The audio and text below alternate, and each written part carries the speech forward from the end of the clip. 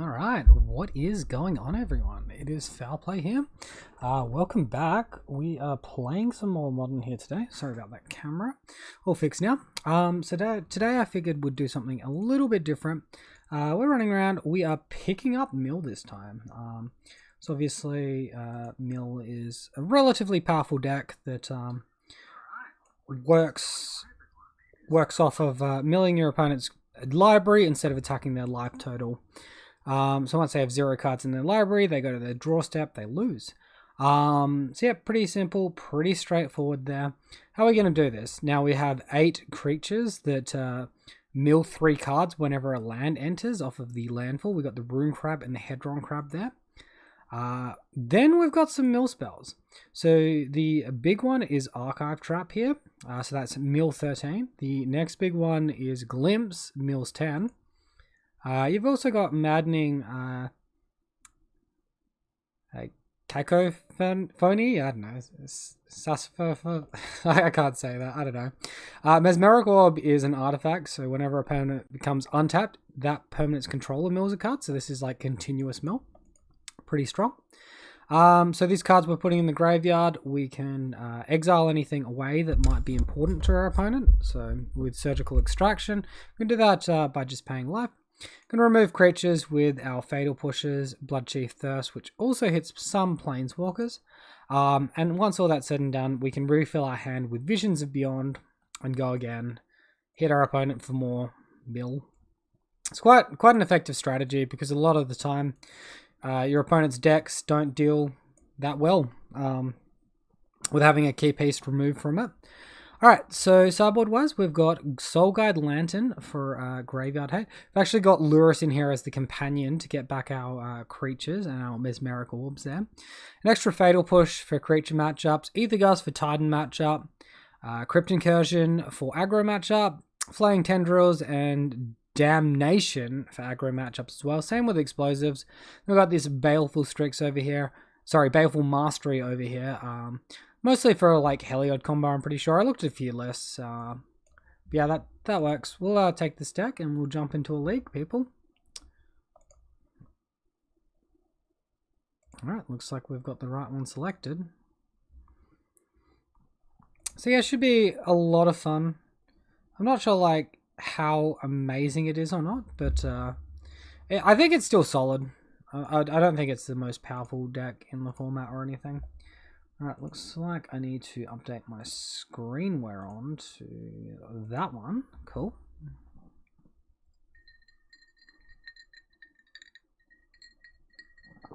And yeah, I did muck around a little bit with oh, what was it? It was called Storm Herald Surprise. So it was a deck which self-milled. And yeah, it did that. It would mill itself and then it would put a Eldrazi Conscriptions in the graveyard, and there was some other aura as well that was quite a big aura in the graveyard, and return them to a creature and attack for a bunch, Annihilator triggers and trample damage and all that good stuff. It's like relatively reliably would go off by turn 3. Well, not reliably. Sometimes you'd have it, sometimes you wouldn't. But yeah, that was kind of fun, and I played Mill, and it seems like it was reasonably solid, so we'll see if we can continue that trend. Probably the point where I'll be weakest is my sideboarding, I imagine. I would assume. Alright, looks like that matchmaking failed. Sad times.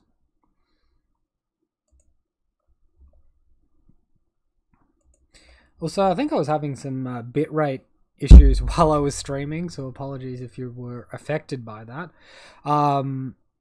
I had like my output resolution set to like 2 or 4K or something, which is I do have 4K screens, so it makes sense that I like record in that resolution, but streaming it across like is a little bit unnecessary. Alright, looks like we found our first match here, and we are versing Game Night. We won the Dara. We're going to be on the play. Pretty sure I versed this guy the other night. Pretty sure I was on Bogles when I was versing him. So if he has a good memory. Urian. Okay. Urian deck's gonna have a fetch land, right? This seems great. Let's keep.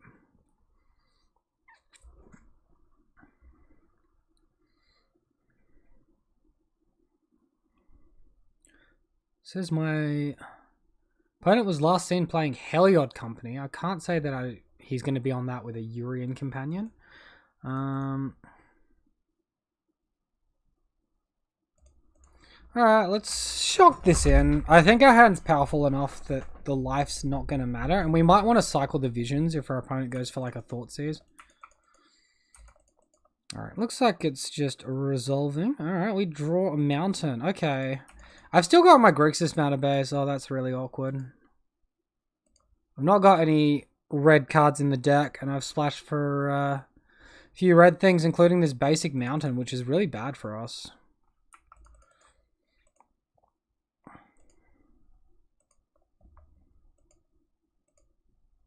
Alright, so casually make our opponent mill 39. Should make things a bit harder for them.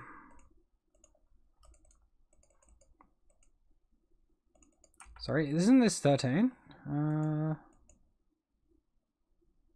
does it say? Oh, he's a Urian deck. Of course, he's got an 80 card deck.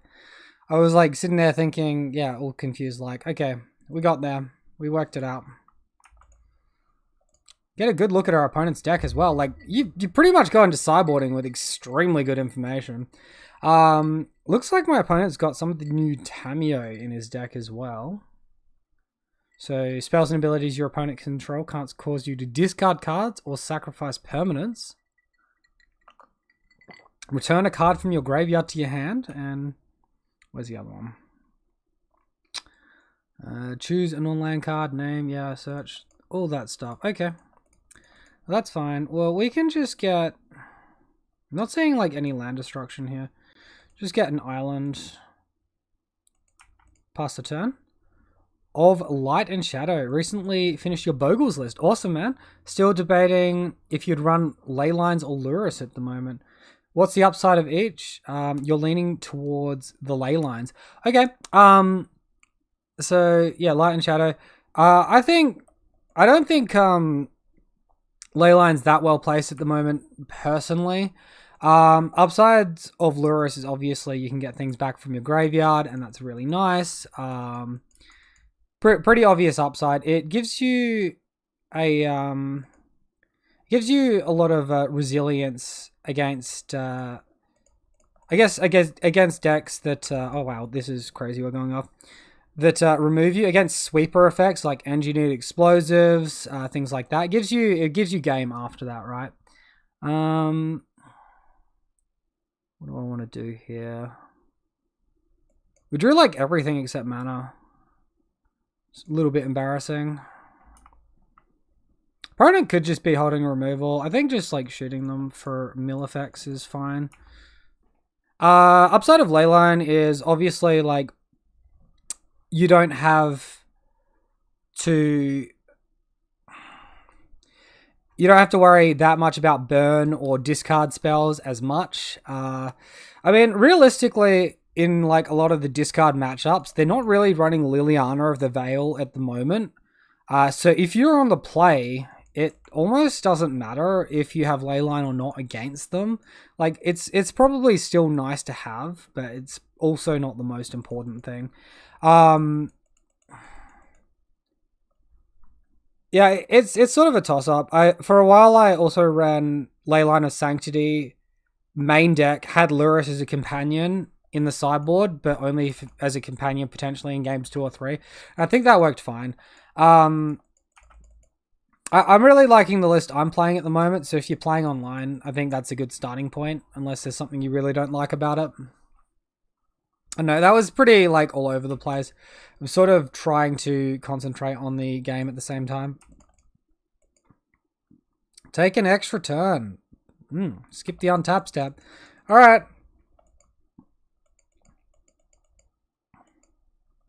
We've got our opponent close to dead, but they're doing some sort of weird janky stuff, and I think missing on land drops has sort of got us. We could have got them like 10 lower. Rendered 6 is ready to emblem as well. Does that mean He can just retrace continuously forever.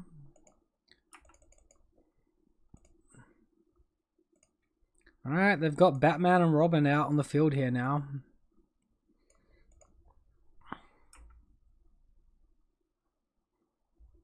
He's returning Time Warp. Okay, I think we're just dead. Alright, sure. It's a bit unfortunate we didn't hit like any surgical extractions there, Orlan. It sucks that we're versing an 80 card deck. That means we have to mill more. I think our creature removal is going to be a bit weak. Our Blood Chief's Thirst isn't too bad. I really hate this red mana right now. For sure, you see a bunch of prowess and a few burn lists at your FNM. Yeah, I think make sure you have a high count of Sentinel's Eyes and a high count of Totem Armor. Other than that, like, I think I'd prefer main deck Path to Exile over Leyline, really. Leyline's better against Burn than it is against Prowess. If you're having, like, a big problem with Prowess, you could even try Deafening Silence in the sideboard.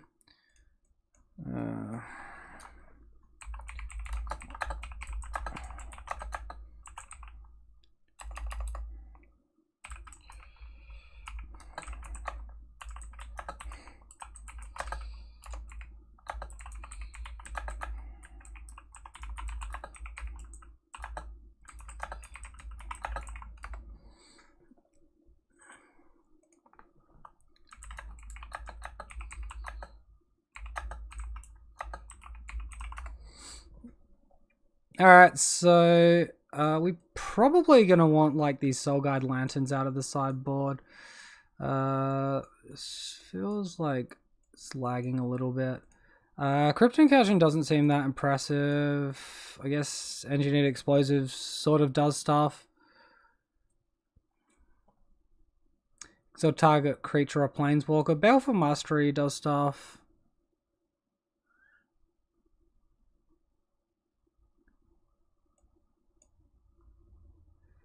Yeah.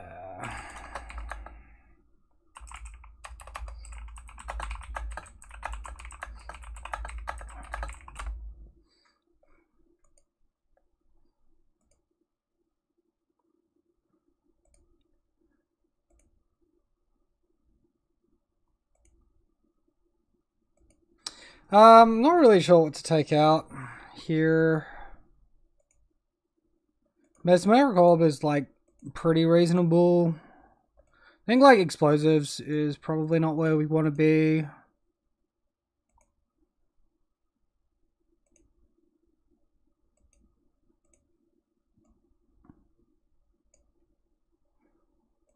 Maybe get rid of that mountain because it's kind of janky. Alright, so we'll submit that one. Should be good.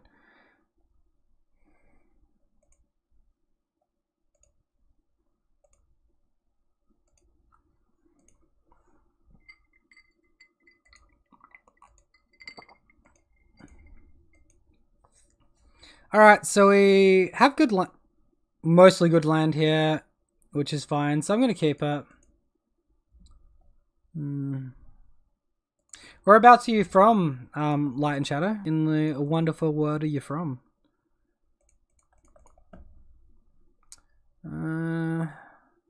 We can probably just fetch shock. This opponent's not killing us on normal damage. Put in the Rune Crab because it has extra toughness. Pass the turn. Let's go ahead and update my Stream Decker as well because I realized I didn't update the deck list just yet. I'll see if this gets lightning bolted. I'm assuming it does because... Okay, it's just fetching trio. Alright, we're fine for at least a mill. Alright, so Crab. Land triggers. Target player. Yeah, okay. Always yield. Save targets. Always yield. I think we just crack. We get out this Soul Guide Lantern underneath the hate. Should be fine.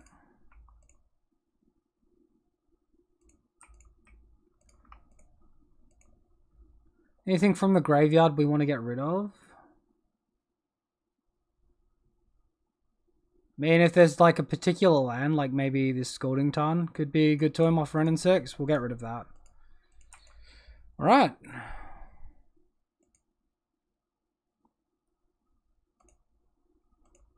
Growth Spiral, here it comes.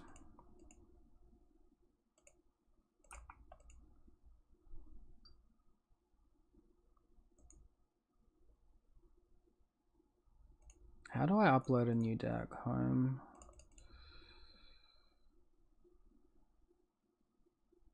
So we can actually go after cards in my opponent's graveyard now. So start by making a mill. Anything important in there we're seeing? Like these Veil of Summoners could be annoying. I think like getting Mesmeric Orb down here is fine. Still not like seeing much in the graveyard we really care about, in my opinion. So you got that enchantment. That's not it. Yeah, let's get rid of Fires of Invention because that's pretty much the way that his deck works. He had one in hand. Alright, so it's good that we get rid of that. We'll get a good look at his list here, and I'll take a screenshot of it so I don't forget. Don't forget to click on this one that's in the graveyard as well. Alright, so we'll pass the turn to the opponent, and that should put us in a pretty good spot.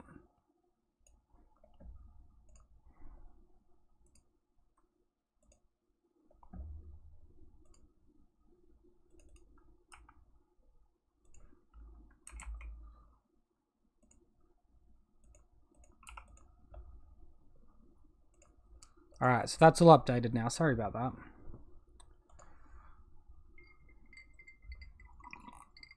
Opponent with the Growth Spiral.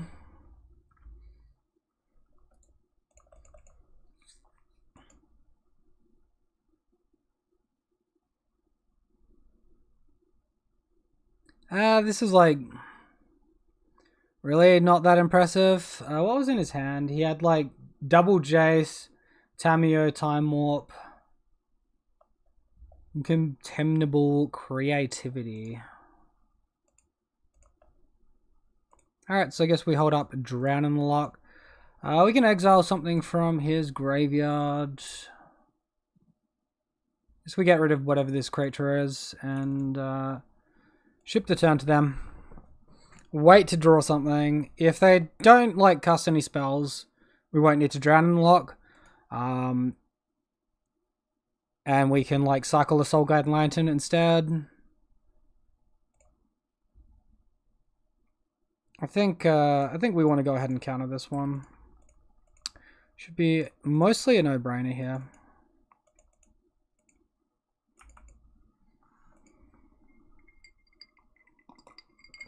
Alright, good find.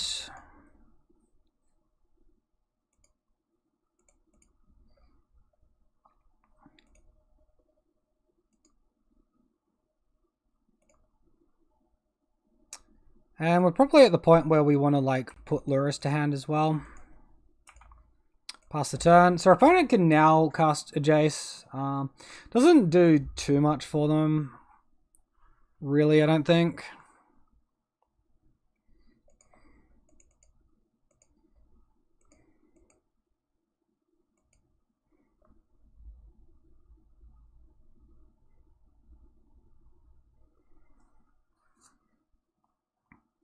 Alright, so that one obviously resolves. He's probably going to use the Brainstorm ability, shuffle all his cards back. We know like he can have some cards here, but obviously he's going to look for other stuff. We will draw a card with Soul Guide Lantern as well.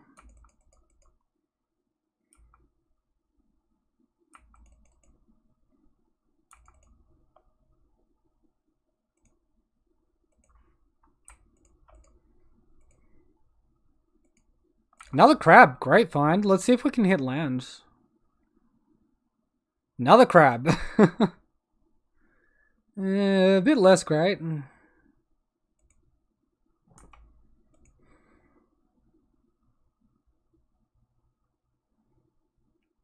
can get like some pretty serious mill going here if we draw like a fetch land with Quad Crab. It's not Quad Crab, but it's pretty good. So 4 by 3 is 12. Plus he loses a couple there. Yeah, let's go for that.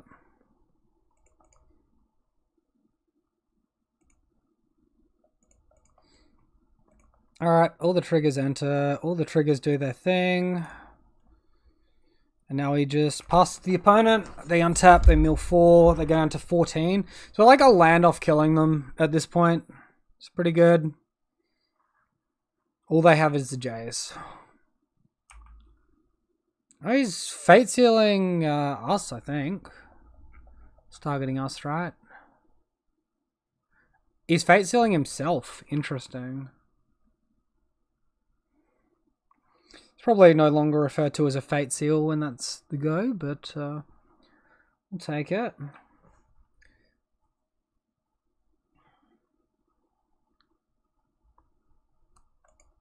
Surgical extraction's not bad. So has he got some sort of counterspell here that's going to stop me from casting my Luris? What's the save of the moment? That's take an extra turn. They've got Time Warp, which is also take an extra turn. Alright,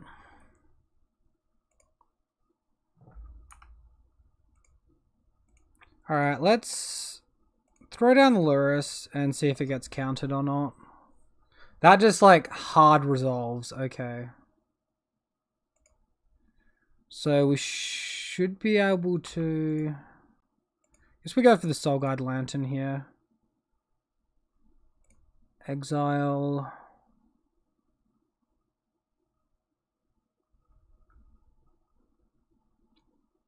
I think I get rid of the cheap version of Time Walk wherever that's hiding. Yeah, Saver. And then I can Surgical Extraction the Time Warps, because we know that he saw a Time Warp. There's one in hand. Cool. I guess 2 Save of the Moments in hand, though. Alright, we can go ahead and update this all again. With that screenshot. That's all sorted. Nothing left in the graveyard. Guess we can also draw a card, see if we hit that land we need. Oh no. Oh no, we ditched our Save of the Moments. That's really upsetting. Okay, pass the turn.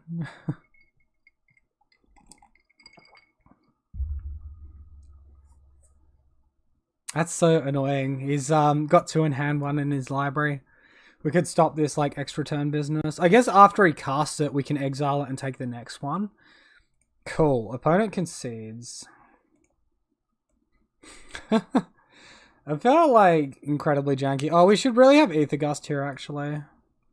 It's gonna be like better than Bloodchief's Thirst there. Probably better than his Baleful Mastery as well. Alright, let's go that.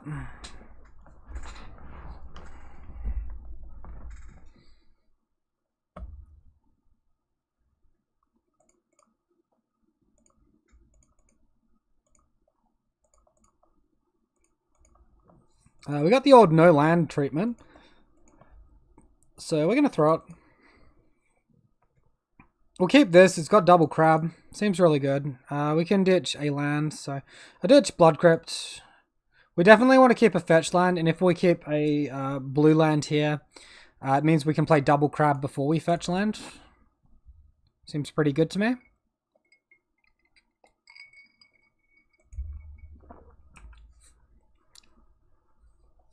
Wow, okay, this seems very good to me.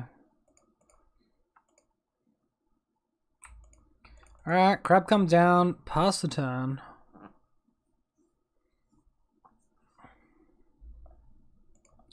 Ran in 6, alright, that's fine. They get land back, that's also fine.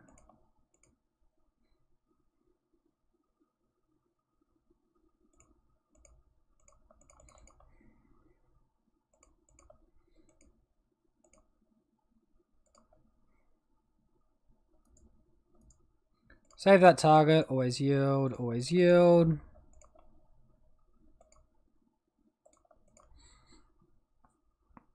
Alright, and from next turn we can do Mesmeric Orb as well, which is pretty nice for us. Looks like they have a Veil of Summer. Guess it's okay. We need these crabs to go the distance. Hopefully we draw like a Surgical Extraction as well, and we can get rid of some of their taking turns business.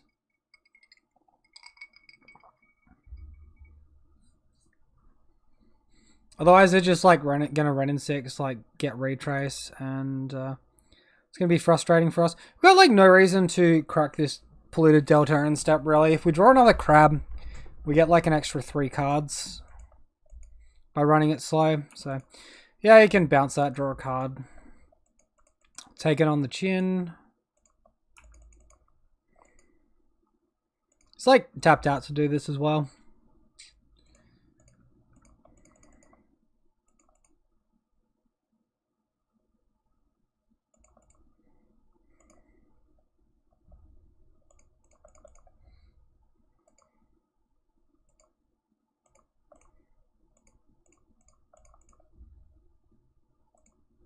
Alright, and now we'll do our Mesmeric Orb, and our opponent will have to mill 3 on upkeep, on untap, sorry. So that's pretty good. Attack in that library. 46 cards left.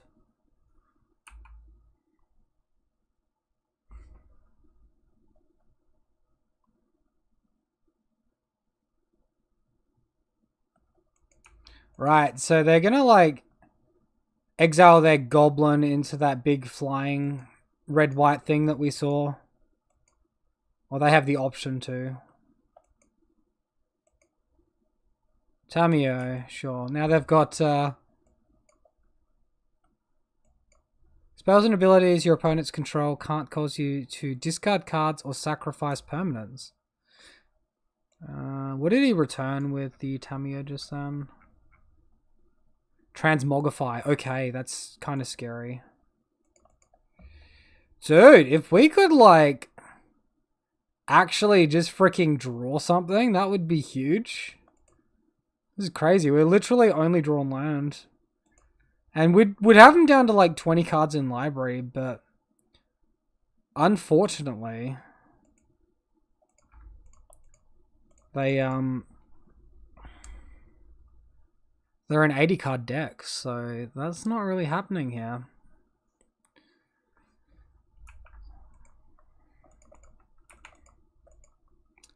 So what's that the equivalent of? So we have like a third, and you add an extra bin on, so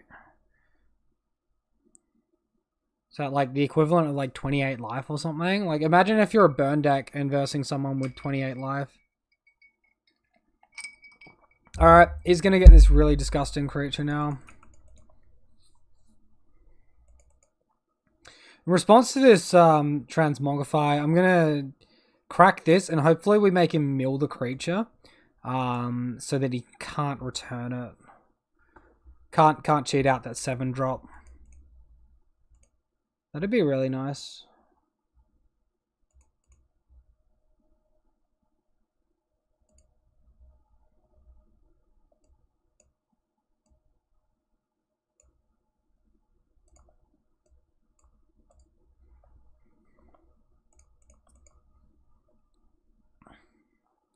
Alright, let's roll those dice, people. Wow, we're running out of fetchable lands as well. Mill that creature. Let's go.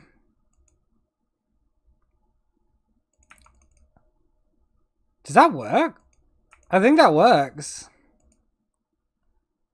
Oh my god, it doesn't work? Okay, cool. We milled the creature. Oh wait, no, they have more than one. Alright, Flying Vigilance Haste. When it attacks, look at the top 7 cards of your library.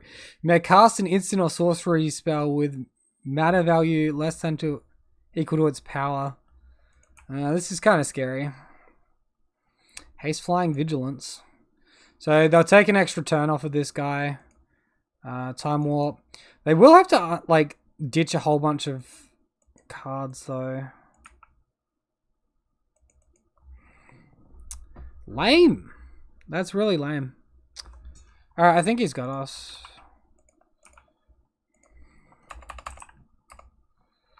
So you're returning this time, like another Veil of Summer or something? I don't know.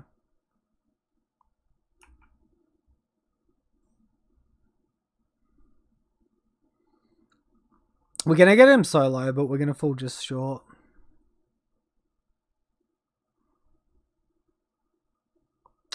Unfortunate.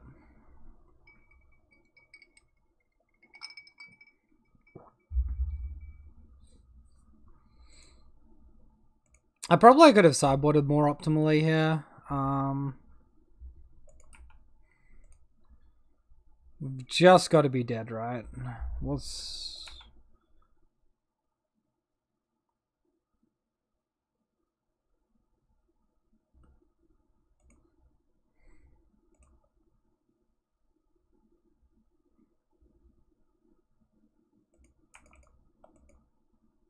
Returning Time Warp. He doesn't have the mana to cast it, but I dare say he's gonna cheat it into play. Alright. This is like literally a formality at this point, so we'll concede. We didn't hit our surgicals that game. Like, we kept a reasonable hand, and then we literally only drew land, which is okay to an extent, but if we're not like having any interaction for like an unfair combo deck, that's obviously going to be a bit fragile for us. Alright, so match number 2, we won the die roll versus Tuto Isle. Or Toy Island? I don't know. Never been good at saying things. Alright, we'll keep this. We don't have black mana, which sucks. It turns off 2 of our cards, but we still have like a crab land, an extra land drop, and some like visions to cycle as well, so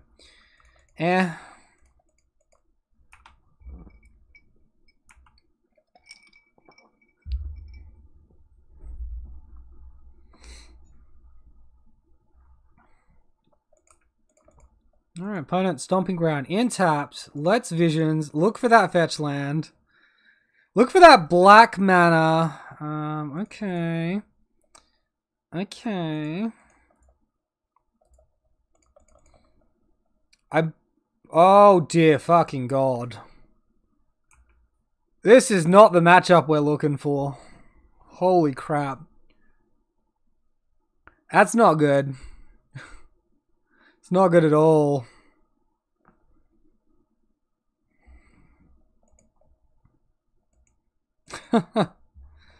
What a rip. Cathartic Reunion. Imagine having like a counterspell up right now because we had the proper land base instead of this shitty Grixis one. Oh no.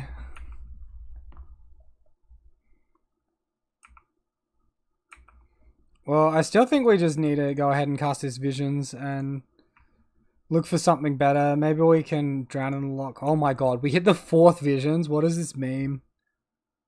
What is this meme?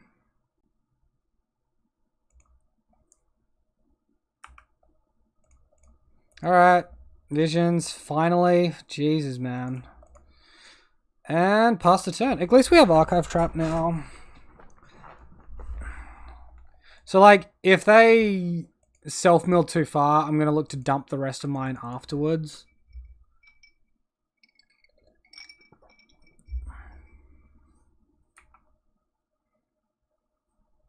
So far, it's like 1 prized amalgam they can get back. Like, another Cathartic Reunion or, like, an Ox from the Grave or something, and I'll look to counter that. Problem is we are like fueling their grave, but we'll just have right. Yeah, I'm not really happy with the idea of losing my crab. There's the Ox in the grave, unfortunately, but I think we have to go for this.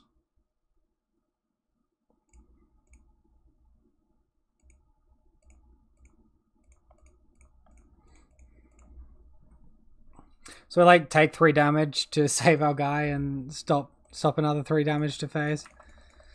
Alright, Bloodghast enters. More prized amalgam triggers.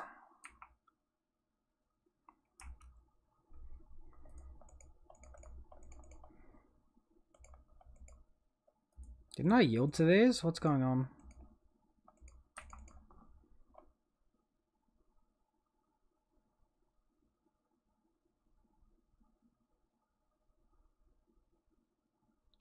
Opponent 17 cards in the graveyard. If we make the mill, we can get some good card draw with visions. Maybe, like, we can look to kill them in response.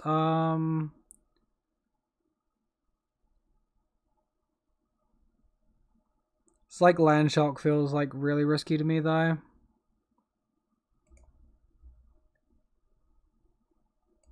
Let's play it in tapped, then we can make our mind up. What's going on?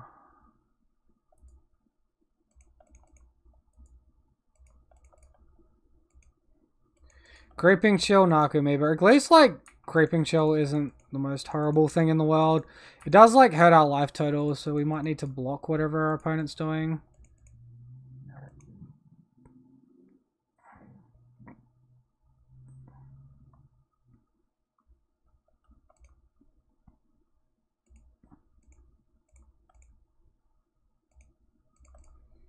It's like mill him further. I don't know. We're just probably just helping him to Creeping Chill at this point. It's probably not that advantageous to us.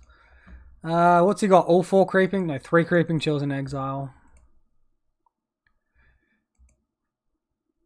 Does he go for anything extra? He's like leaving his fetch line uncracked, so like well played to him. I'd really like to fire off my archive trap and get him closer to dead. With our graveyard hate, we might like have a better chance, but at the moment it seems pretty dicey.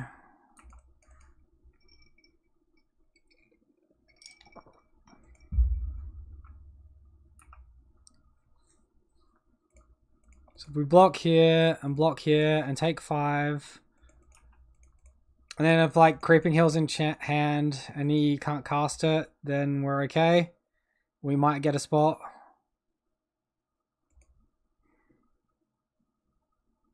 Conflagrate for 1 or something. I had like a second Conflagrate in the graveyard. Yeah, sure, whatever. Cool. Alright, well, fortunately we do have some good stuff here. I imagine, like, Crypt Incursion is very good. I imagine our single targeted removal, like Fatal Push, is quite bad. We have Damnations. We have Soul Guide Lanterns. Ether Gust on the play might be okay, like we could Ether Gust a Cathartic Reunion.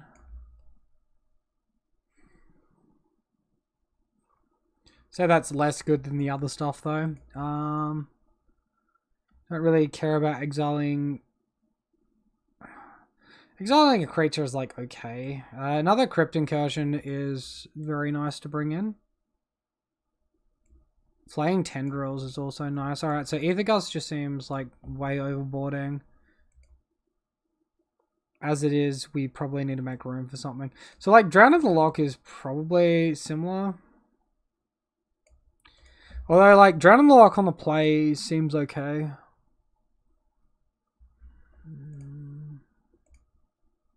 It's like Ditch a Maddening and a Drown in the Lock. Bring in all that good stuff. Alright, that'll do.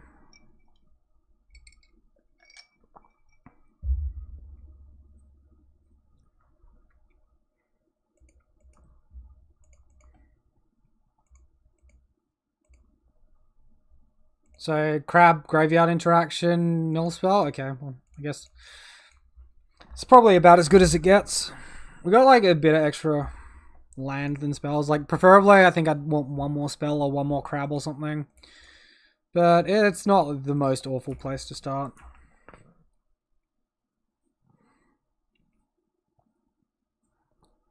Sparring Vantage. Lightning Axe. Well, rippity dip.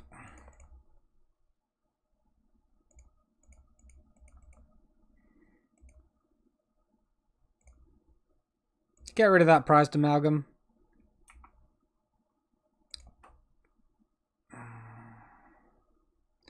I wanted to play a fetch land there. Everything shifted sideways when I clicked. It was like, I think the graveyard popped out here and then it like retracted in. So I went to click on my second polluted delta and it shifted to the blood crypt. There's a good chance like Soul Guide Lantern gets destroyed here. Okay, so...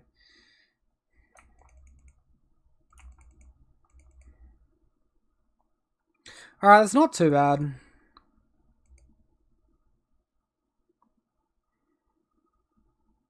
Take this opportunity to put like Lurrus to hand.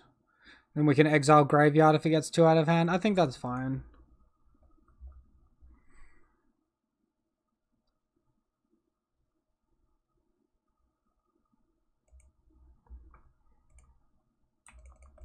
I think like Mill 3 is not going to be the worst thing ever. Sorry, yeah, Dredge 3, whatever you want to call it.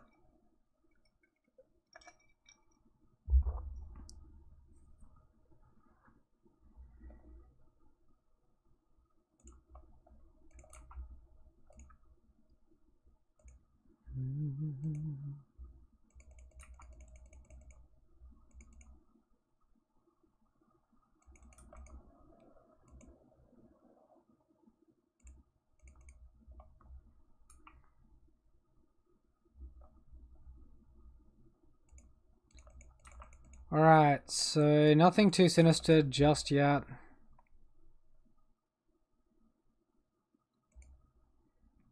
If we commit the Lurrus to the board, it can get removed. Like, we can cycle the Canopy and get rid of Dredge Effect and replay it. Is that worth losing the Lurrus overall? Or do we want to wait until we have, like, Drown in the Lock back up? Would be nice to get something going with Visions at some point. If we glimpse our opponent, he won't have 20 or more cards, he'll have 15. So we can't like glimpse Visions. Alright, let's wait. Let's play it patient.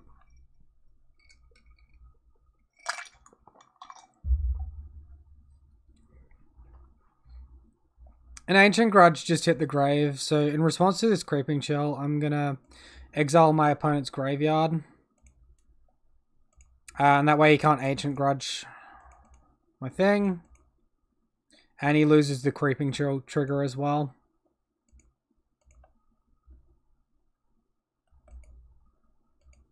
Sure. So we just would like to Drown in the Lock this, but we can't because we just exiled his graveyard. Okay.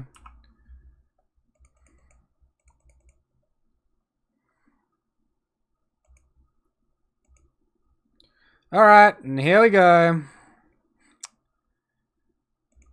Double Creeping Chill. Okay, not bad. Good find.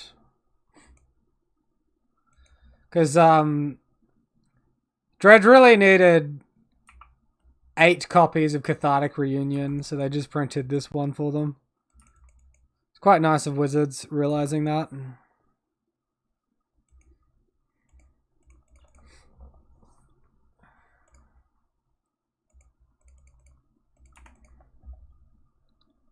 Fucking land. Stop. Jesus, man.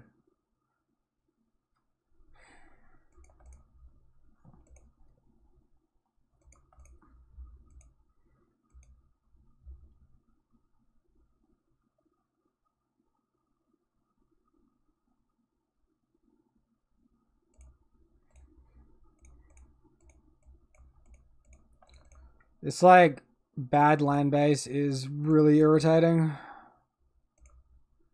Get rid of the Ox, right? Maybe we just get rid of their whole graveyard. Yeah, let's cash it in again. Pass the turn. We can, like, Visions just to draw 1, I think. And that's fine. We're forcing the answer to Lurrus at this point.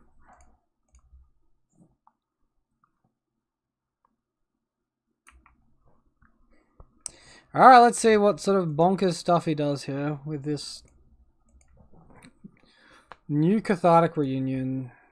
There's the 4th Creeping Chill. Opponent, 12 cards left in the library.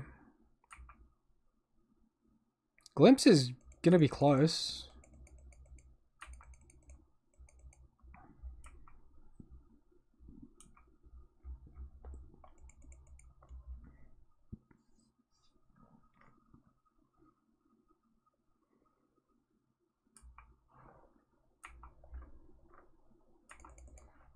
If we're like allowed to untap and get our like Soul Guide Lantern back, that's really good for us.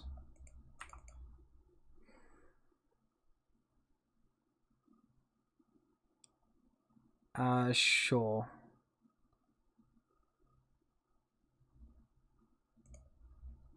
So we glimpse our opponent.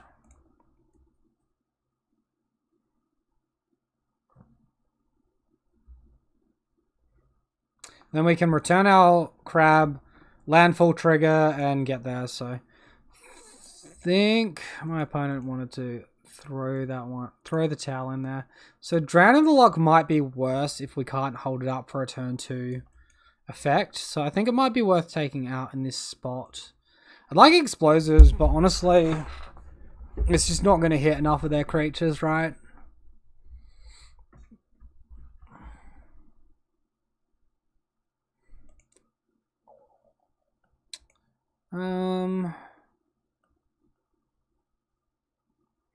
This like exiles, but also gives them a card draw, which can give them an extra dredge, so that seems pretty bad. With like Ether Gust stuff, it's just like a worse Drown and Lock in this case, though.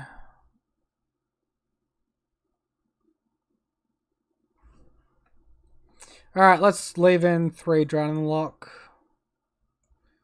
Let's take out a mountain and leave in all of them.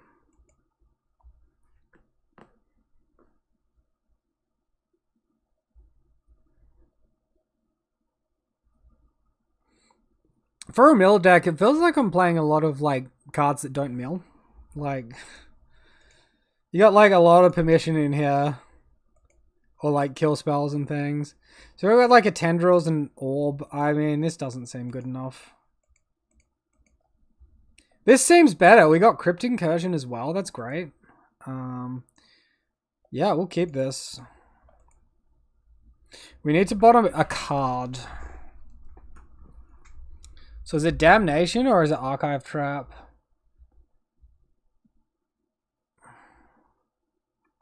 I think it's Archive Trap.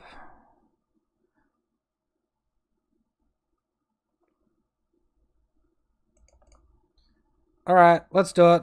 Let's go Control Rote. If we can.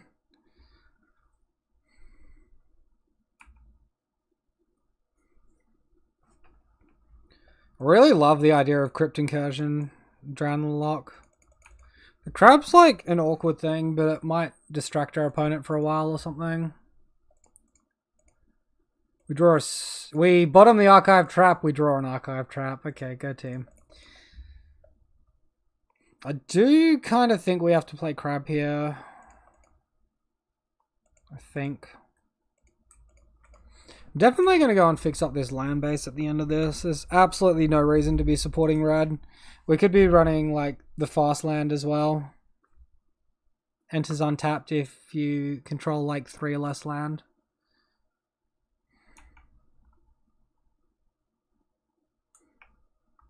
I think it reads 2 or less land, but essentially if it's your 3rd land drop, it comes in untapped. When it mills the Ox.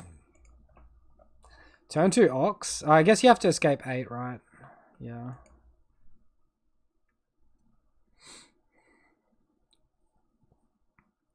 Alright, so no free dredge for them. That's good.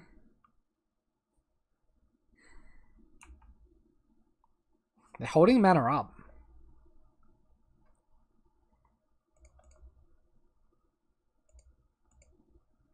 Alright, we'll shock. We'll hold up Drown the Lock and we'll... Ah, fuck. That is, like, so irritating.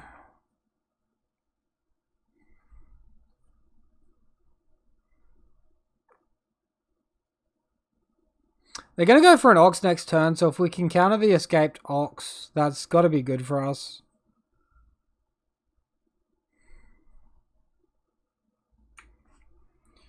Everybody's favorite card, Creeping Chill.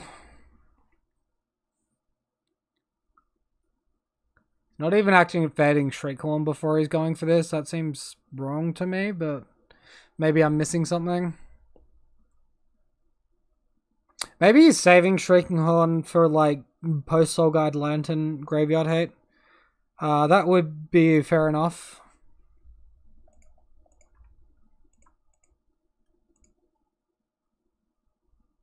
Oh, he escapes all the cards, so... I can't cast that. Okay, well that's awful. That's really awful. How the hell are we going to deal with that? Fucking another creeping chill, dude. Stop.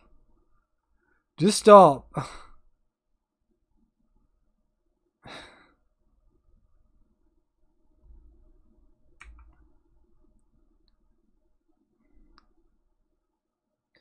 Feels like he played around Dread on the lock there. Even if he didn't meant to, but it felt like he meant to play around it. It seems like he knows the interaction.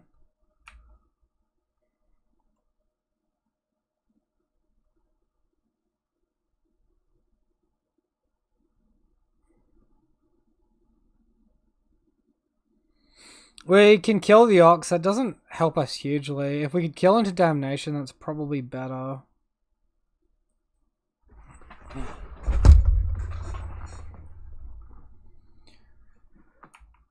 Okay.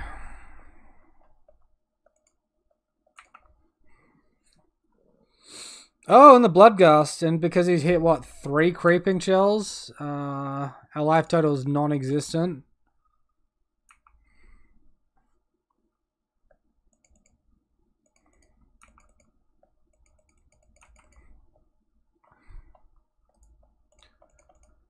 Oh, stop with the bloody triggers, man. I've already yielded through them. Oh my god, what a shit draw. We can't even hit our land drop to curve into our Crypt Incursion. That's so bad for us.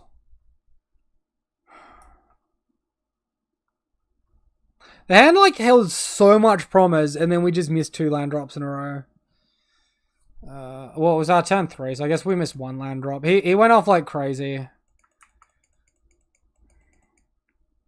I think I have to go after this freaking Ox.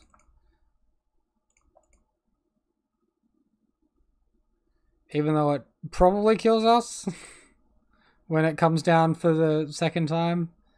Yeah.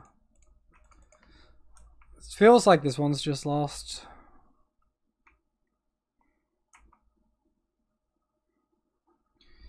Alright.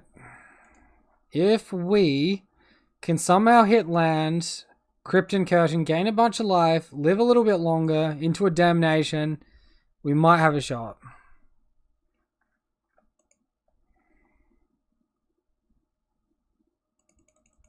Fucking, yep, alright, calm down.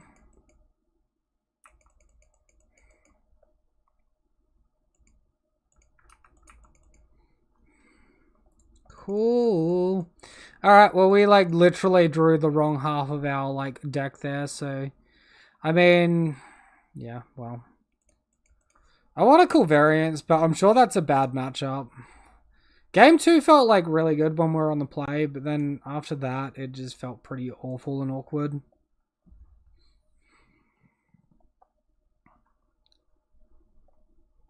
Well, the league hasn't started the best. At risk of stating the obvious.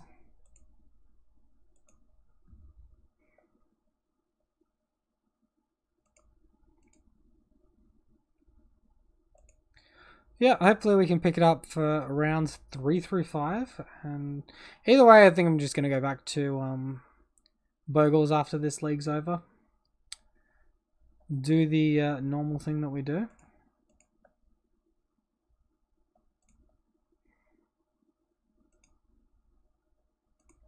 The normal uninteractive thing. I mean, this like has felt oddly interactive at the moment, which is quite strange, honestly. Because Mill's supposed to be an uninteractive deck where it just attacks the graveyard and nothing really happens. I mean, I guess we versed a Urian deck into a Dredge deck. Those are pretty... They feel like rough matchups. Maybe I just don't know the deck well enough.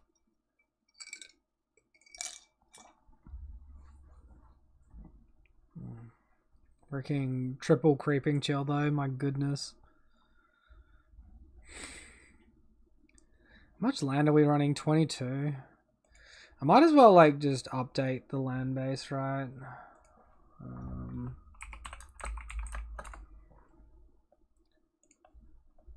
Oh, did we find our opponent?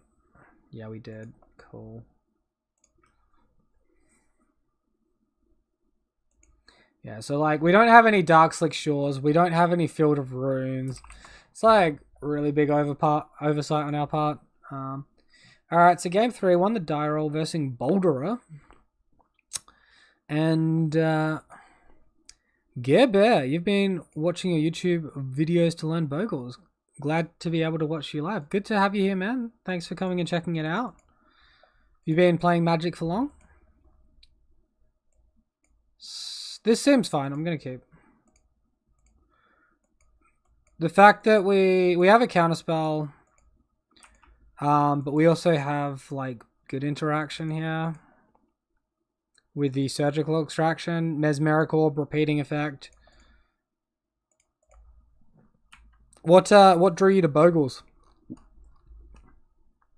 A friend tell you about it, or you just stumbled across a video, or someone you know plays it? Young Pyromancer, okay.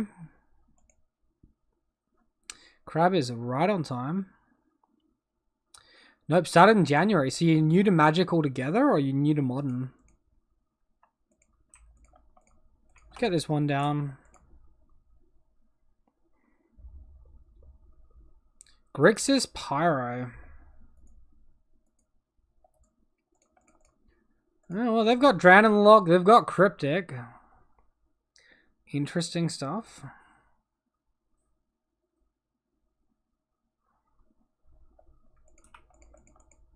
I think Bogles is like a good place to start if you're new to Modern, because it's a relatively uninteractive deck, but your win percentage goes up a lot. I mean a lot when you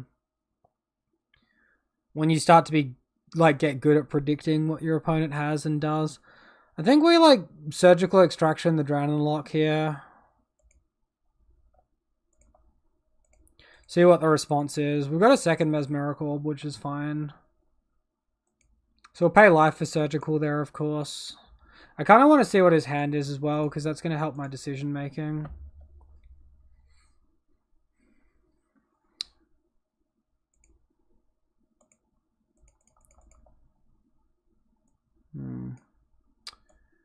Okie dokie. Well, we hit and miss with as far as his hand was concerned there. In his library, what has he got? Lightning Bolts, Colligan's Commands. Colligan's Command is annoying. Thoughtscour, Snapcaster Mage, Delta Bloodchief's Thirst in hand. Bloodchief's Thirst is a sorcery. Force of Negation, 2 into the story. Logic Knot. Feels like too many Colligan's Command. I don't know why you'd want to play over like 1 or 2 copies of the card. It's only got 2 Pyromancers in the deck. 2 Spell Snares to be aware of as well. Interesting. Well, this is a pretty free spot to run out our Mesmeric Orb here. So I'm going to go ahead and do that and pass it over. The awkward thing is us milling them will actually help them because they've got a Snapcaster Mage in hand, so they'll get more card selection that way.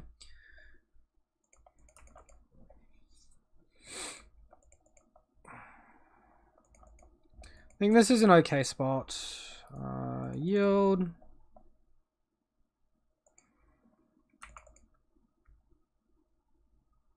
It's targeting us, I think. Alright, so he targeted us. He got land, Archive Trap. Son of a gun. There goes our land. We're never going to find one now. And they're targeting us again. Well, their Draenlocks are gone, so I'm not actually sure Thought Scaring us is correct. Unless they're playing around us casting Draenlock. We're making them mill a lot here, though. So I guess double Mesmeric might just have him scared. Alright, we got rid of a lot then. Excuse me. Oh, sorry, you've just responded. Unimagic altogether liked Bogles because it seems easy to pilot, plus it's not crazy expensive. Yeah, those are good plus sides. Like, you can definitely do a budget land base as well and get pretty much all the other cards in like a really good spot, and then like build up your land base slowly over time. Yeah, it's definitely a sweet deck. I really enjoy playing it myself.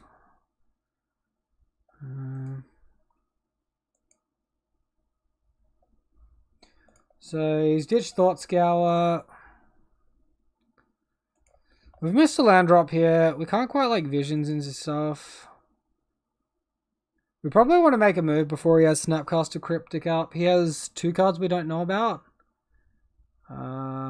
Did he play Delta last turn? Yeah, he played... No, he milled the Delta. Okay, so he played a different land, I think. Super shit. If I had double blue, it would be better.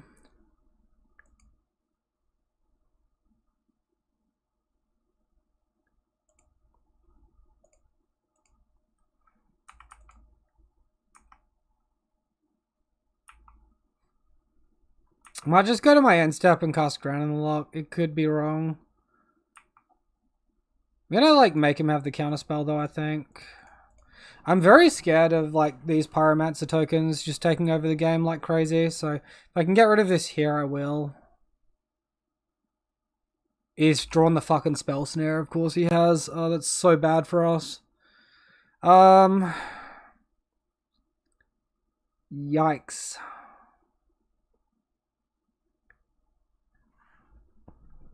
We're like taking super lethal here. I mean, we didn't need to act with the glimpse there. I wanted to make him have the counterspell because I felt like we weren't winning the game if he did. And from this spot, I find it extremely unlikely we're winning the game. Opponent does have to mill a lot here from these Mesmeric Orbs, though.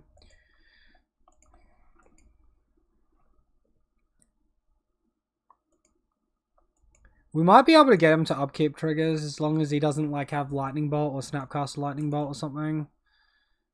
This is a lot of damage. 8 damage.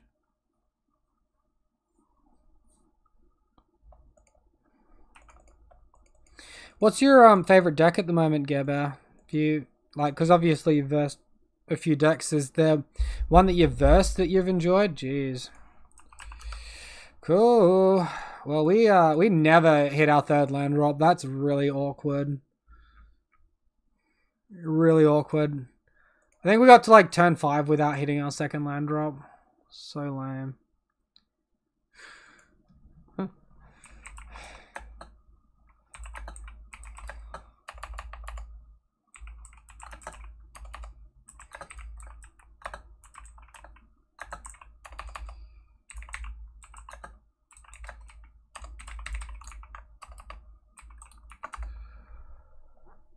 Well, these like effects that sweep the board seem reasonable. I kind of like my single targeted removal. I like Fatal Push over Blood Chief's Thirst though. Yeah.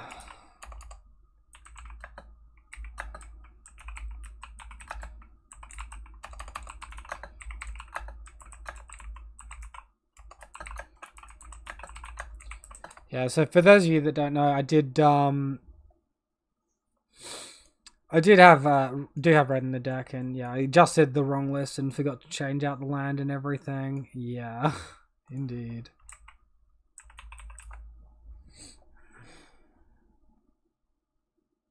Short Drown the Lock is still good here. Sure, Surgical is still good. Crypt Incursion might not be that strong. It's like nice to have a source that gains us life, but they probably have 8 creatures in their deck. I mean, we did have a look at their deck. They only have 6 creatures in their deck, actually. The 4 Snapcasters and 2 Young Pyros.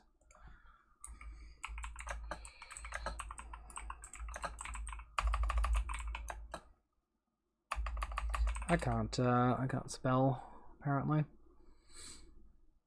The fact our Crab's Data Lightning Bolt and Fatal Push is like a little annoying. Let's get rid of one of these mountains because, yeah, if it doesn't tap for blue or black, it's probably pointless and doesn't need to be in any of the games. Need to get rid of 2, so we'll get rid of Maddening. We did see like Colligan's Command, so we can get rid of... I might get rid of like 2 Mesmeric Orb and leave the Maddening in.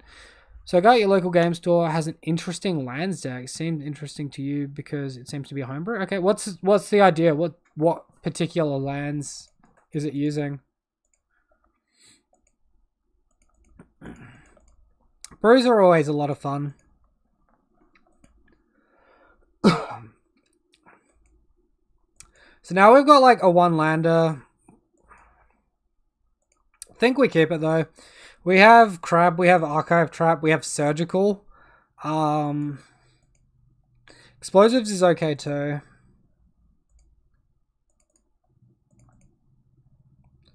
Definitely like a risky one lander, but better than having a random mountain in our hand that does nothing, right?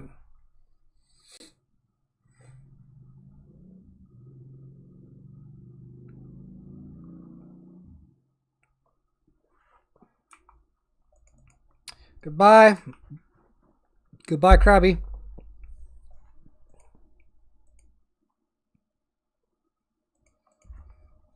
Alright, hitting land seems good. Let's pass it.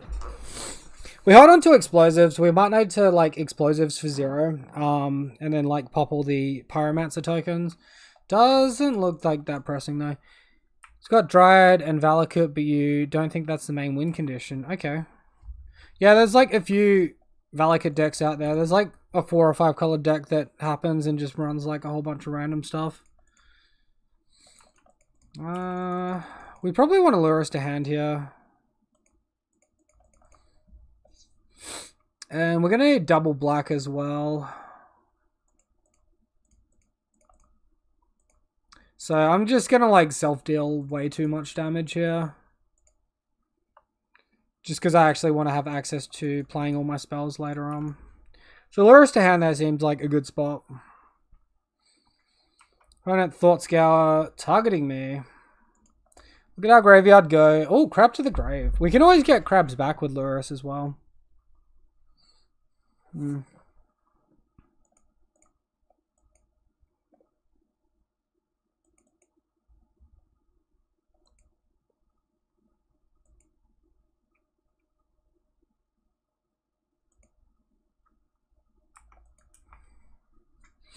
mean, we just let him Thought Seize. It's very unlikely he goes after Surgical Extraction. He's probably just going to take the Lurus. He's also had like a hand which has no fetch lands, which is super awkward for us.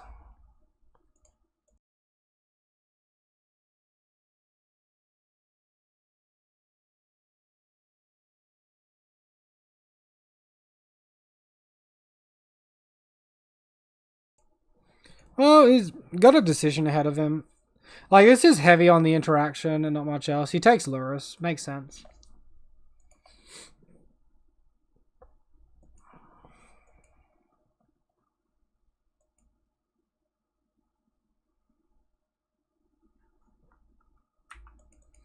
God, there's like fetchless land bases that are going around at the moment as well are really irritating for Archive Trap.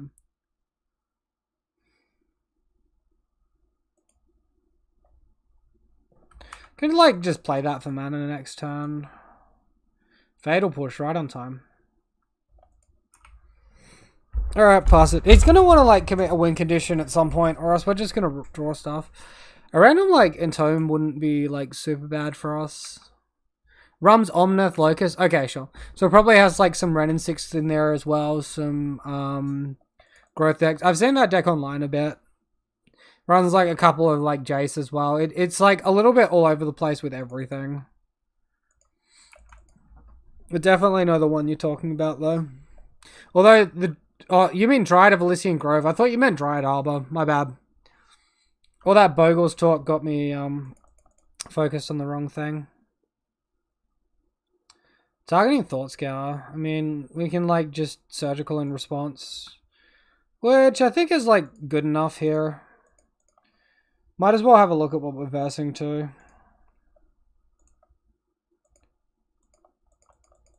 So never did my opponent have the card I Surgicaled in hand. He might have done that intentionally actually, as well, to bait the Surgical. And if he did, fair play to him. That's a good line.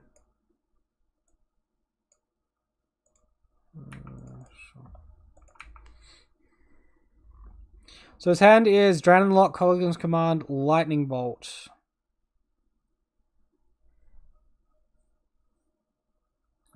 Sure.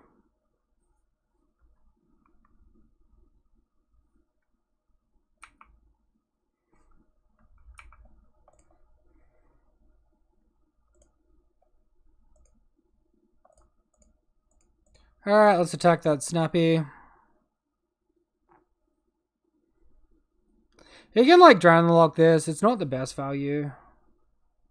He knows about most of the things in our hand.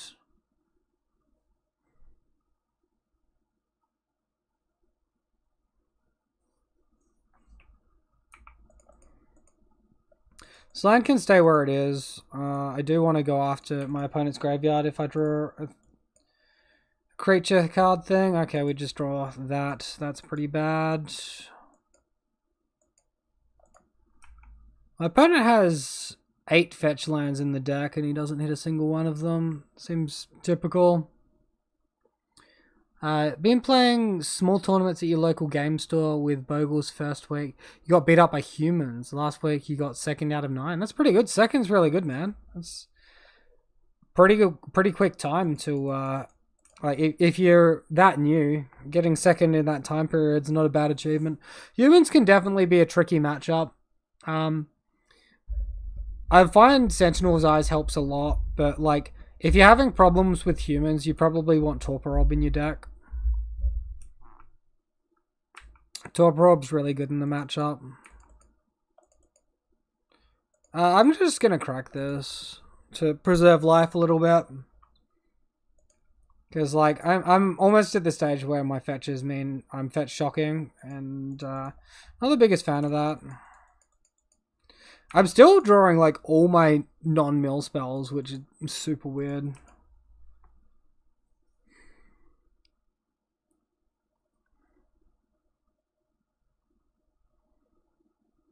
Look at it this way: each turn that the opponent doesn't get us.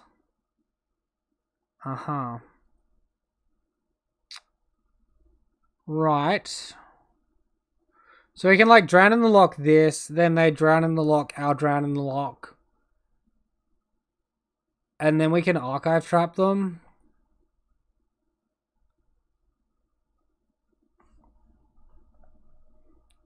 Or we could just, yeah. I think getting their drown in the lock out of hand is probably worth it. Because I value my archive trap higher than I... Wow, he just lets that resolve. That's annoying. Damn it!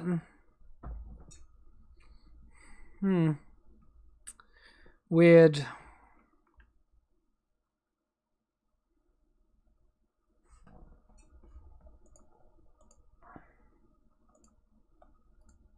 Will we side out again? Land. And 2 Mesmeric Orbs. Yeah. I mean, Mesmeric Orb would be okay in this spot, but obviously not like super great. Our opponent did ditch their Colligan's Command, but it might mean they have a second. You remember talking about Torporob in your other videos? What other matchups are hard for Bogles? There's like a heap of matchups which are hard for Bogles.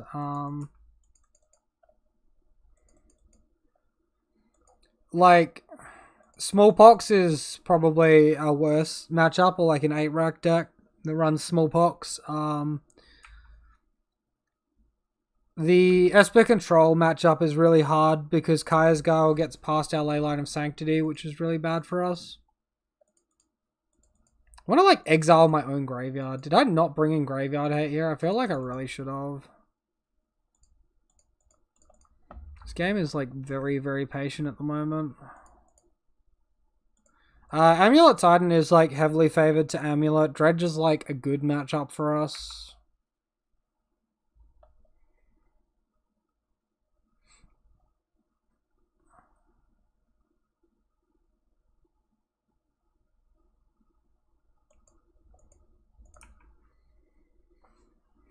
Jund used to be like a bit of a skill matchup, but now the Jund decks are like just Jund Death Shadow decks.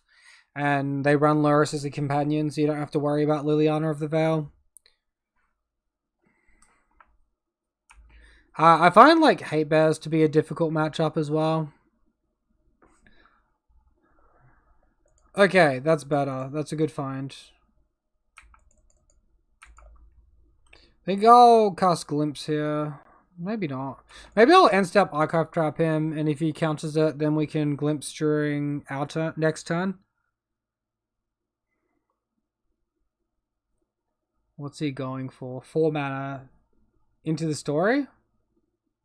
That's got to be Into the Story. That's a good draw for him. That's a really good draw for him. Oh, Cling to Dust. Getting rid of Surgical Extraction from my grave.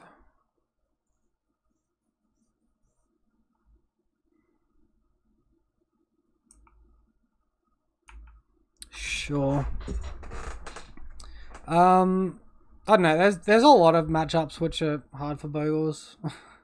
Honestly, like people complain about Bogles being unfair, but it's like so outclassed these days. Like the Urza deck that returns engineered explosives from the graveyard to the battlefield, that's bad for us as well. Let's go for the Glimpse here. I'm getting a little bit impatient. It's ironic that I mentioned 8-rack because you're starting to build an 8-rack since it can also be budget. Yeah, it's been rough learning all the different common decks. Yeah, I mean there's like some things like Burn and like other decks follow similar patterns, but it definitely doesn't help. For fuck's sake, he's drawn more counter magic and we just keep drawing creature removal. It's like really annoying.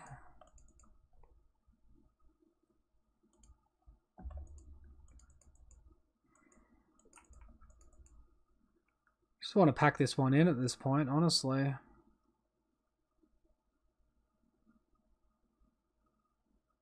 Should like fucking self-target on my Glimpse so that I can draw 3 cards with visions. Almost feels worth it. I'm sure it's not.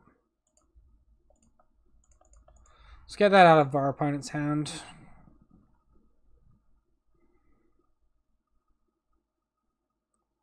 Oh, is this a Cryptic? Alright, getting rid of Cryptic commands not too bad. So, play our explosives on 2. And if our opponent wants to counter that, there's probably something wrong. Because it's currently 2. There's also like a Smallpox deck which runs like black-white with Kaya's Guile and the Flagstones of Trokar.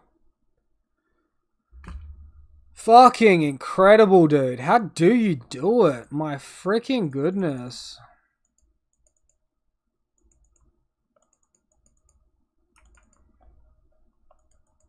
I knew if he was playing that first freaking Colligan's command that he didn't have a second one. I freaking knew it. Alright, well at least we've drawn a creature now, which can be a threat.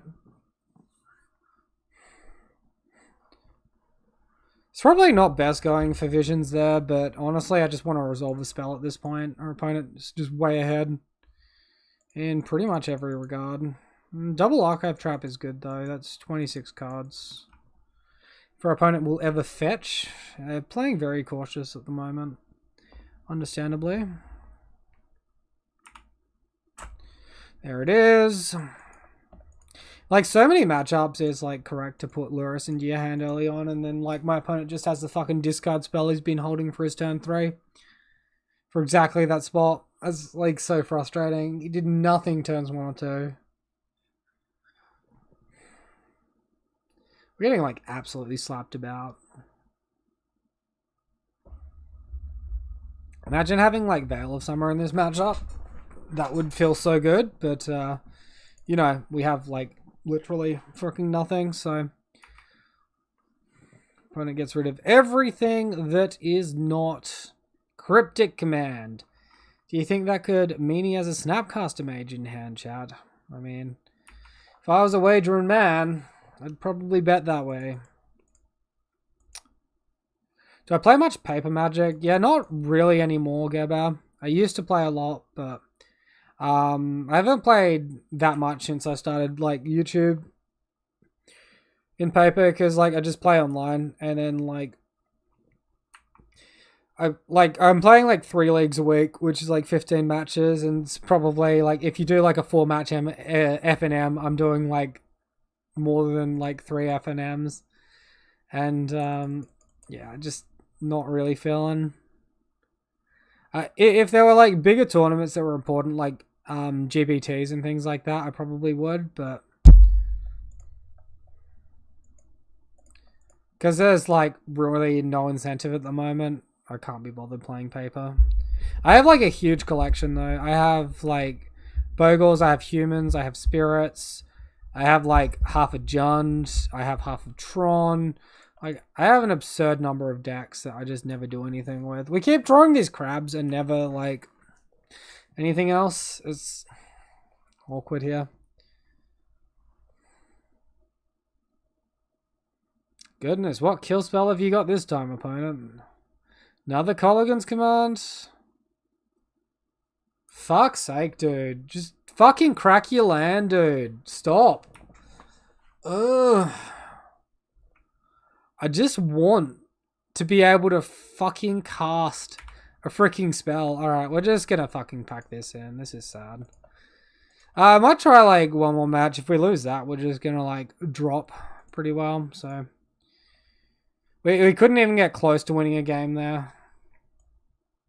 If it was the same as if our opponent had the same hand as game 1, we would have been fine. But because we just versed a control hand, we got completely smacked. That's so fucking annoying. Makes sense. You'd like to play online, but once again, budget is a concern. Yeah, I hear you there. I think it's like absolute robbery that Wizard makes you pay for it on paper and then you have to pay for it again to play online. And then you have to pay for it like entry for tickets as well. And if you're like losing, it just becomes a very expensive exercise. It really does. If you like play in paper, even if you lose an FNM or something, at least you still get like a booster pack as a prize or like some store credit as a prize. If you're playing online, it just feels like way worse in that sense. But for me, like my closest game store is like a 25-minute drive. And then like at that point, I'm also spending petrol. I'm spending time driving. I'm spending time in between rounds waiting. And like as far as content creation is concerned, it's just way better bang for my buck if I'm just playing online at home. It's way more time efficient for me. But yeah, I used to like own all the cards that I play with, and then I got a Mana Traders subscriptions because like Force Negations just got stupidly priced. And then and now like I don't need to play with Force Negation anymore because Uro got banned and it's not like a meta for Force Negation. Alright, match number 4. Won the die roll. I really wish we didn't. Us winning the die roll has been going terribly so far. Alright, we'll select our companion. We'll be on the play. We'll get into it. Is a Luris Mirror. Hand seems good enough to keep. Let's do it. I'd really like to get back into like more paper Magic. For the last 23 years of my life, this is the first year where it's not the case, but for the last 23 years of my life, I played soccer, which requires like training Tuesday, Thursday, playing on the weekend. Obviously, that's a lot of driving as well. Cool, Lightning Bolt. One of these matches. Death Shadow. Let's make him Miller's good stuff. That'll teach him. And yeah, like, now I'm not, and it's good, because I have more time on my hand for this content creation. Basically, replaced when I was, like, training with when I'm streaming. And I find that works well for me. Fatal Push. Fatal Push is good. I've also been really enjoying EDH, so I play it. I've played a little bit of EDH, but not heaps. Similar opponent. We can also always drown a creature later on. Ooh, look at all those creatures in the graveyard. My friend is like really into EDH, and I borrow some of his decks sometimes and play with him, but I don't really own my own EDH deck at the moment. I used to play a format called like 7-Point Highlander as well, which is like a 60 card version of EDH, but like, I don't know, I just like lost interest in actually playing those events, you know. Cool. I'm playing the turn 2 Tarmogoyf.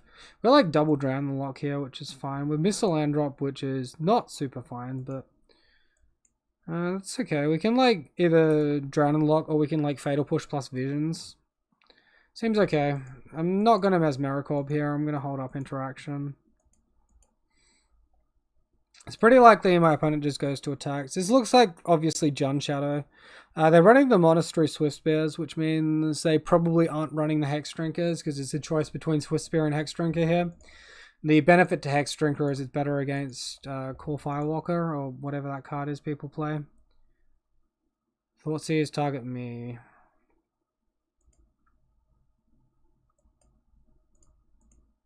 It's Fatal Push. I'm sure he can't do much about it. Then I might just actually play this Visions Beyond. It's like way more value later. And our other orbs are like...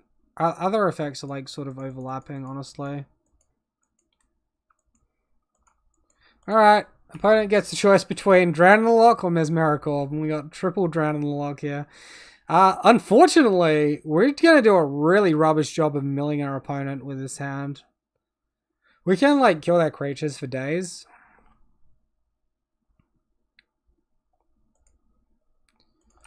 Crocs is a pretty bloody good one. That's a good inclusion in the main deck opponent.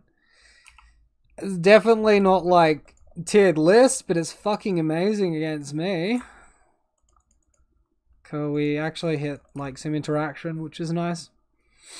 Alright, so now we can hold up counter magic for Croxa. I guess, like, let Thoughtseize resolve. We could have countered the Croxa, taken the hit, killed the Goyf afterwards. I don't know. Croxa's, like, really annoying here.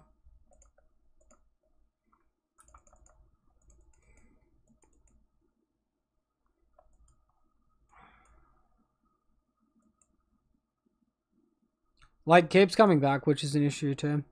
Any tips for this matchup? This deck... You lost to this deck for first place in the recent event. My biggest tip for this matchup is you want evasiveness. You want flying. You want protection from creatures. You want one of those effects because it's like really, really important. I've done a bunch of videos where I versed Jeth Shadow and Jun Shadow, and they're all pretty similar. The difference that this version of the deck it has is it can have some like abrupt decays or assassin's trophies. I just realized I missed a chance to archive trap my opponent then for free because he fetched.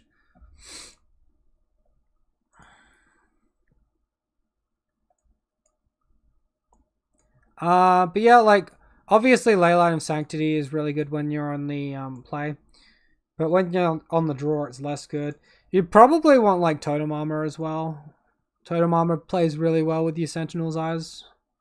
Path to Exile is really good. Like, I think, like, Leylines are cool, whether or not you want to play, whether you're on the play or on the draw. Overall, Leyline's probably worth it. I guess you can be, like, a little bit scared of Plague Engineer as well. It's a lot of experience. Like, you also need to know when you can and can't attack your opponent. Too. A lot of the time against Death Shadow decks, if they deal damage to themselves, that's good for you. Fucking hell, dude. Just cut my hand to pieces, man. He drew that Thoughtseize, by the way, as well. His hand's Fatal Push Scourge of the Skyclaves. He keeps fucking ripping all these amazing cards, and I can't even hit my fucking third land drop.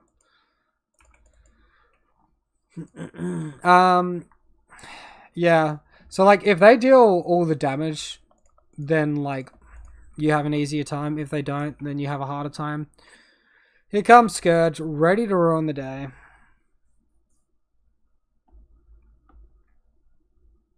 Surprise, surprise. Fatal Push comes down. Alright, 0 cards in my opponent's hand. Let's see how well he draws.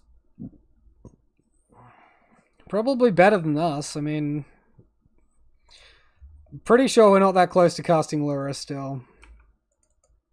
Scourge is at 8. We need to draw like a kill spell or we're fucked.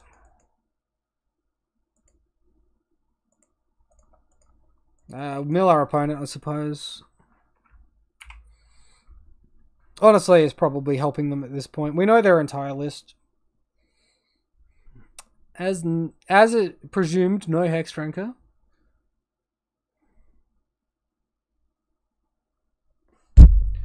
Just in time. Hello, Mountain. Let's go. Ugh. I mean, like, could we get any less lucky? We keep hitting these really functional hands and keep drawing absolutely atrociously. Like, not even close to, like, drawing serviceably. This is ridiculous.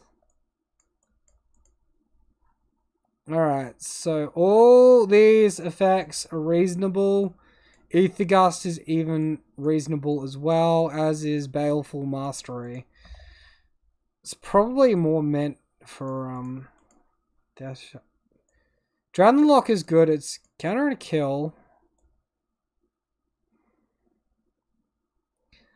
I just don't even know what we want to do here, man. Our land base is so much more painful than what it needs to be, and we're really helping our opponent as a result. I like our removal, but I feel like if I bring in all of this, we're not going to have room for our mill effects. So what do? We can, like, trim on his Mesmeric, maybe. Surgical Extraction is probably bad enough that we want to cut it in this spot. And then we need, like, another card out. I like really felt like these archive traps have been low rolling for us as well. Our creatures are weak, actually. If we remove our creatures, then their kill spells do nothing. Leave in the Mesmeric Orb.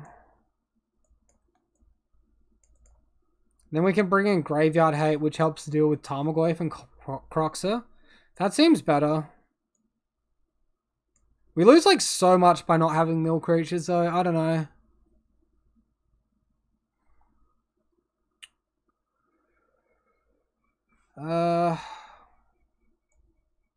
Whatever, let's try it. We're freaking on 3. What can we lose? Yeah, probably the best tip for this matchup is always top deck Daybreak Coroner. I think that's a pretty good tip. I swear to God, I've done that in so many videos recently. It's ridiculous.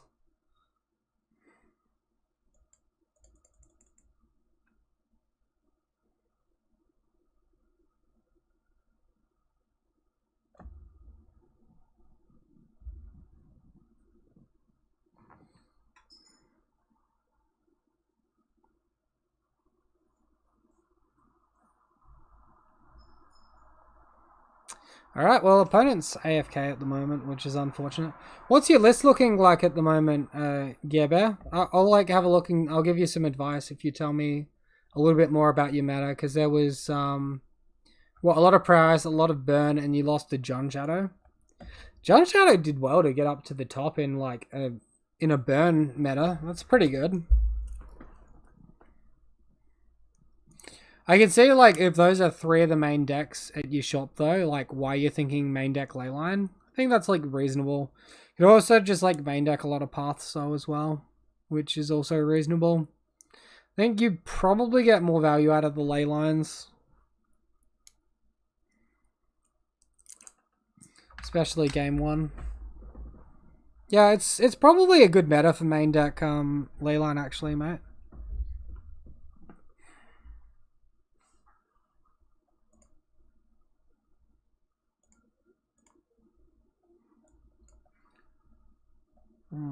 I really love it when the opponent like just AFKs and doesn't even say like sorry BRB toilet or something. Like very, very rude. Like takes literally no effort and like you should just do it.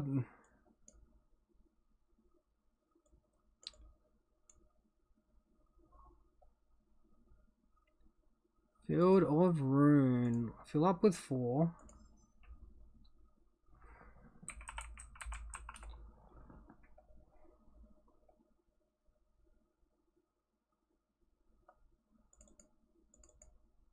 2 Prismatic Vista, 1 Shelldock Isle. Alright, this like is so different to the land base I'm running. He's still not there. Okay, great. Gotta believe in the heart of the cards. The heart of the cards is yeah, it's a real thing. It can help you.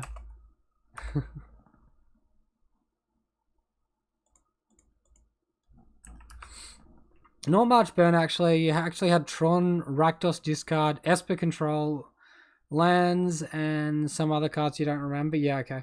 So like Damping Sphere or Gadok Teague seems reasonable for you to have in my opinion then. Esper control is really hard just because of like Kaya's Gale. You could main deck Cartouche of Solidarity and that's like really good against them because it gives you a creature to sack. Otherwise, like, you could try to get them with Mana Tithe. It's probably not the most reliable thing. Against decks with Dryad of the Lycian Grove, obviously, like, Force of Vigor is very good. Tron is just an annoying matchup, though. I think Tron's moved to a bad matchup just because of, like, how much love they've gotten. They've got too much power at the moment. That deck needs a nerf.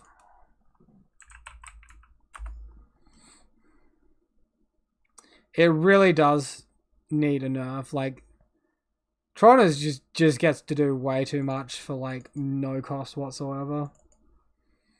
Oh, my opponent's back. I might just, like, give it, like, 2 seconds because, you know, if he's going to make me wait around for freaking 5 minutes, I guess we can return the favor a little bit. While I fix my land up for when I play this deck next, maybe.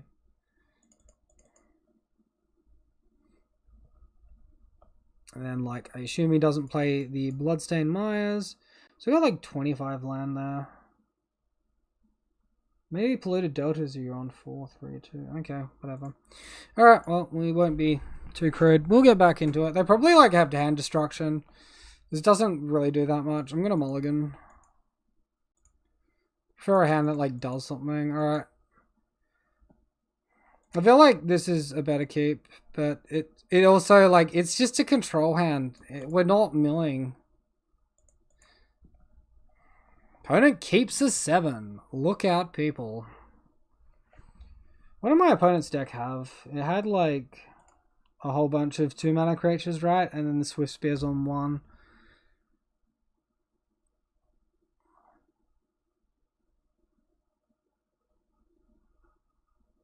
Let's get rid of Soul Guide Lantern, I think. Land pass.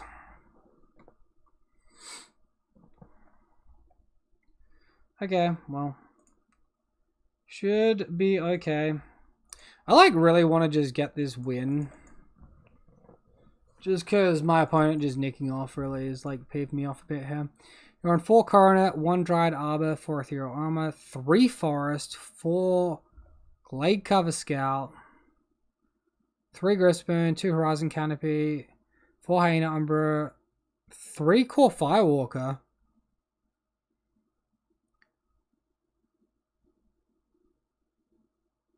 Rest in peace.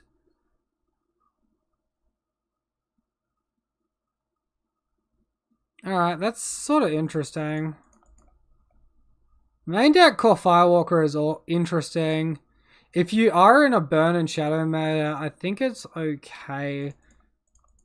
Oh, that's your sideboard as well. Okay.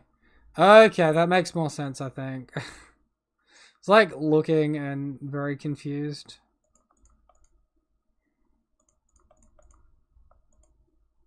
Opponent takes away the Surgical Extraction. Interesting.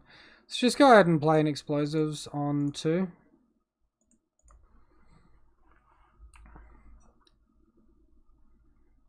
Yeah, because like I see a lot of inclusions that are similar to my list there. How many planes did you have? 4 planes. So it's a little bit of a budget list. How much are the pathway lands going for at the moment? Because like a pathway, if you run like a playset of pathway lands in replace of some of these basics, so you only have 3 basics, that's pretty good for you. There's also Brushland, which is a good option. So like green white pathway land. and brushland. Those are like probably your two good budget options for improving your mana base there. Looks like the opponent's going up after our Crypt Incursion. I would assume that means he has Scourge of the Skyclaves. Because we're like applying no pressure, he can just fucking tear apart our hand for free here as well.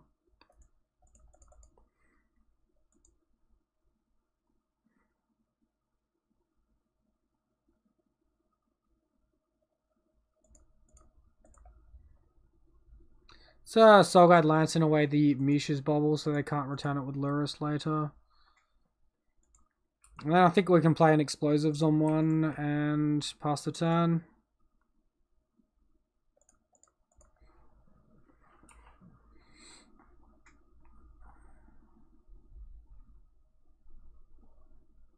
Putting these Engineered Explosives to the board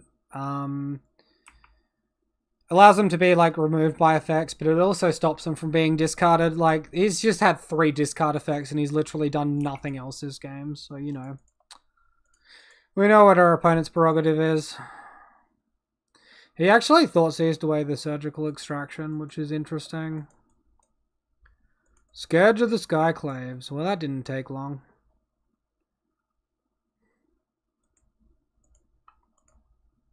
Land pass. So you sideboard 3 core 4 Firewalker.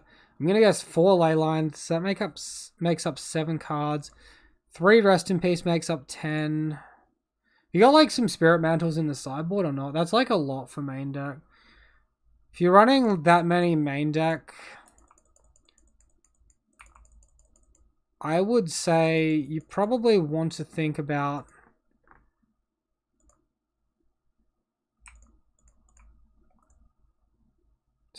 you probably want to think about like 2 to 3 Spirit Mantles and then like 1 to 2 Audit Glitters if you're concerned about the mana cost side of things. Like Engineered Explosives.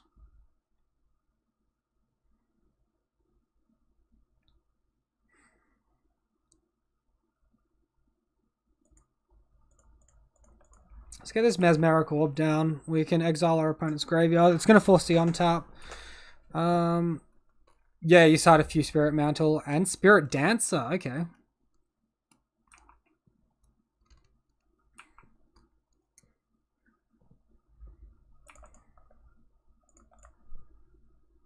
Oh my god. Well, no matter what he does, I'm going to crack this Soulguide Lantern in response. If he cracks a fetch land, I'm cracking Soulguide Lantern so he can't Croxer. Oh, come on, mate. I was not born yesterday. Jesus. How stupid do I look? This means that he can now play Lurrus, but he also floated double red instead of like double black. So that's a bit loose. You got 2 Spirit Dancer and 3 Spider Umbra main, so you could play and add Sentinel's Eyes main. Yeah, that's fair enough. Sentinel's Eyes is like really good. I've definitely been enjoying it a lot.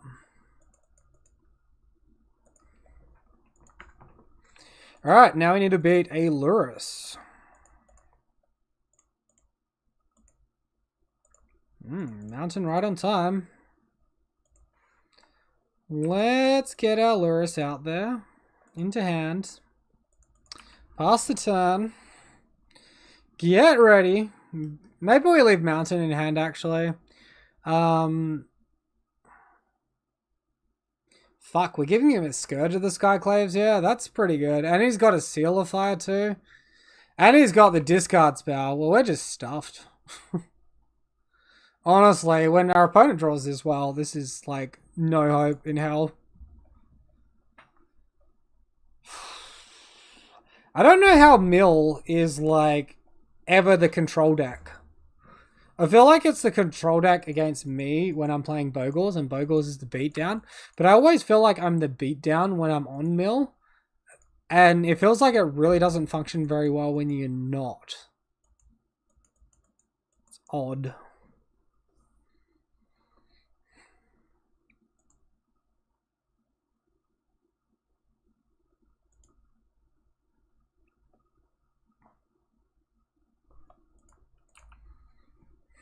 Yes, like we're still not technically dead. We can draw like a Crypt Incursion or something. Can like Fatal Push to Scourge of the Skyclaves. We'll look to see if he goes for the win or something as well. We're giving him back like Tarmogoyfs now as well. Fuck, man. The fact he actually curved out and like hit his land drops into his Lurrus. Didn't have to worry about Thoughtseize. Such a difference. Literally, this game has been decided because he has Lurrus and we don't.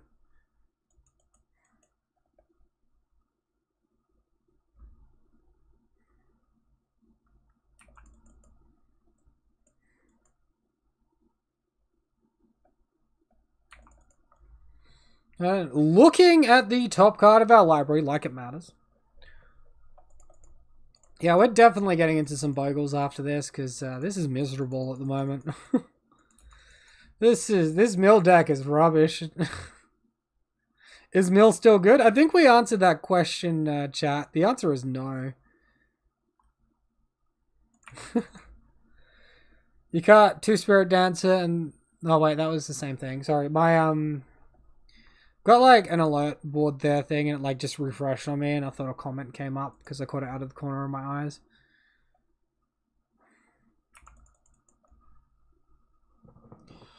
Alright, there's the lightning bolt.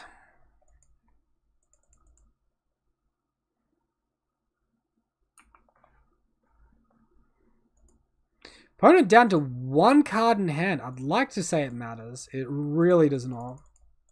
Not with like Lurrus going unchecked here. I guess we can actually also pop this explosives. Blow up the Swift Spear. Then it's just the Lurrus damage, and if we draw like a Flaying Tendrils, we can kill the Lurrus and maybe mill spell him out after that. Fucking Tarmogoyf from hand too. Damnation would do it.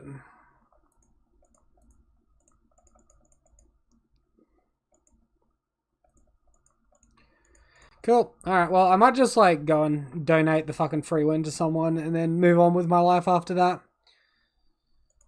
So... while we're doing that... let's go back here. Back there. Alright, so you should be seeing that screen now. You are... Alright, let's play some Bogles, because let's fucking go. Oh,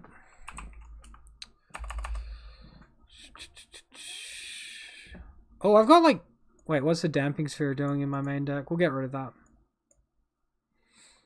So just reorganize that like that. Yeah, I'm like only running 2 core Spirit Dancers in the main deck. And like, there's a lot of people that just like always run 4, but I'm not even sure that that's super correct.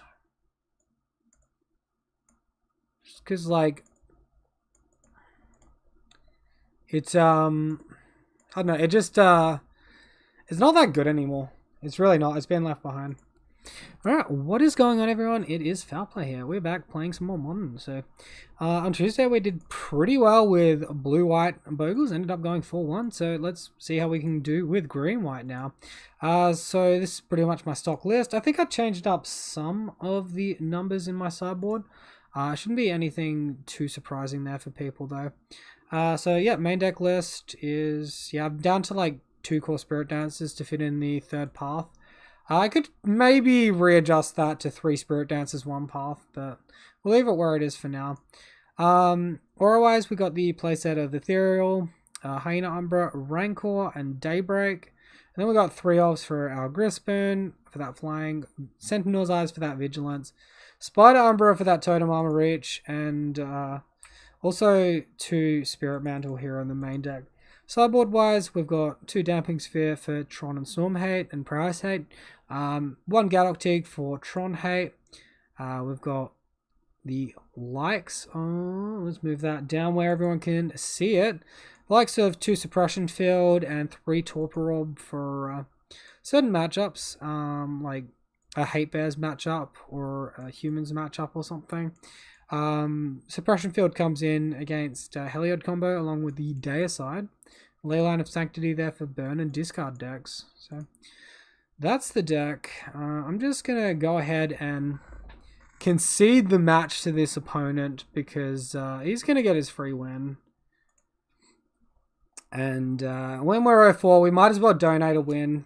Because, I don't know, I feel like a little bit of like Magic Online is just like a bit stingy and everything.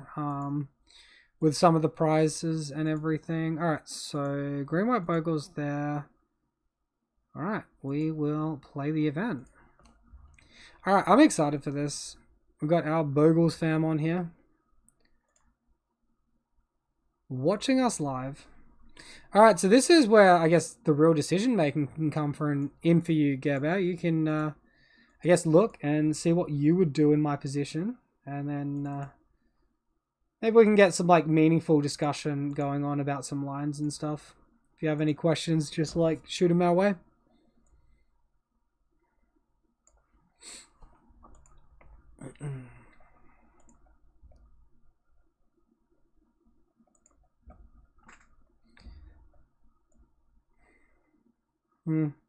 Yeah, I feel like when I verse mill with Bogles, it feels like way more unfair than what that really seems like it was there. So, I guess we'll have to find out how we go. Gerber, 4 Bogle, 4 Scout, 2 Spirit Dancer, 1 Dryad Arbor, 4 Coronet, 4 Ethereal Armor, 4 Rancor, 4 Hyena Umbra, 3 Spider Umbra, 3 Gristbone, 3 Sentinel's Eyes, 3 Path.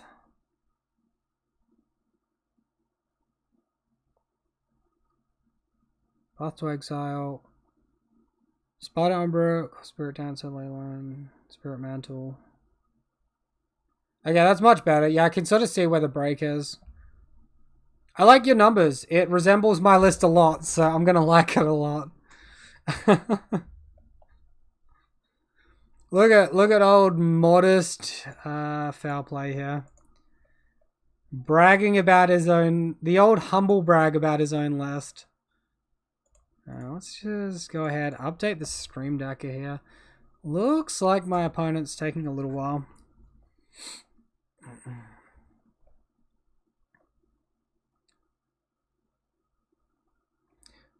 Four Plains, 4 Razor Verge is 8, 4 Temple Garden 12, 2 Horizon Canopy 14, 16, 19, Dryad Arbors 20. Okay, yeah. Like my main advice would be to, like, if you want to get a better win percentage out of your deck, slowly upgrade your land base. You don't have to get the most expensive lands like Horizon Canopies and Temple Gardens. Windswept Heath, sorry. But if you can get either Brushland or the Pathway land, it will make a very big difference to your deck. Really big difference. They're like reasonably inexpensive as well, I believe. Okay, set that as current. Let me see. Let me like look up on Card Kingdom how much they cost at the moment. Oh, we found an opponent. Let's go.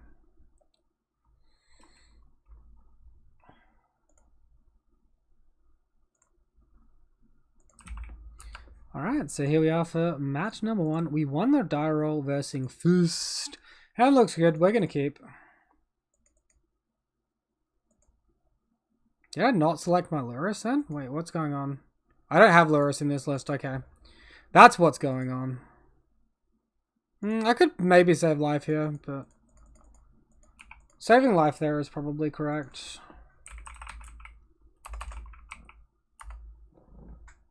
Ah, shoot. That's not how you spell Pathway. Serum Vision, so we're versing Storm here. Storm's got to be bad.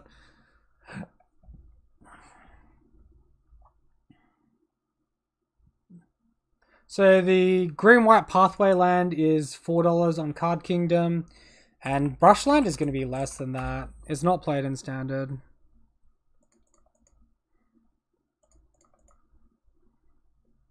Wait. Okay, so there's like $5 to $8 for Brushland.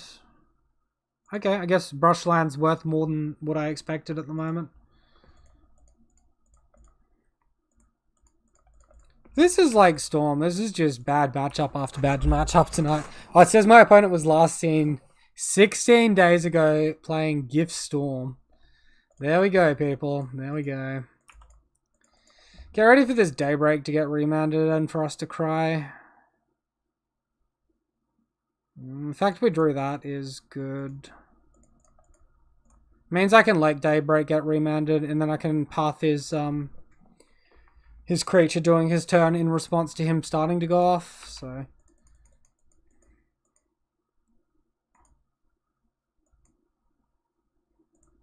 what's this opponent got in his deck?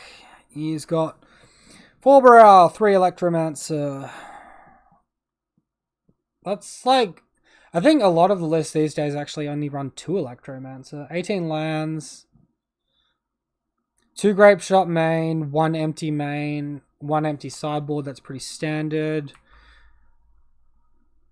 1 Repeal main.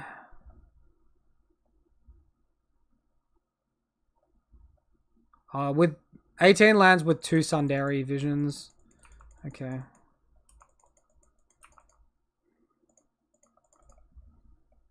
Let's crack this one. Opponent playing patiently. Fair play to them.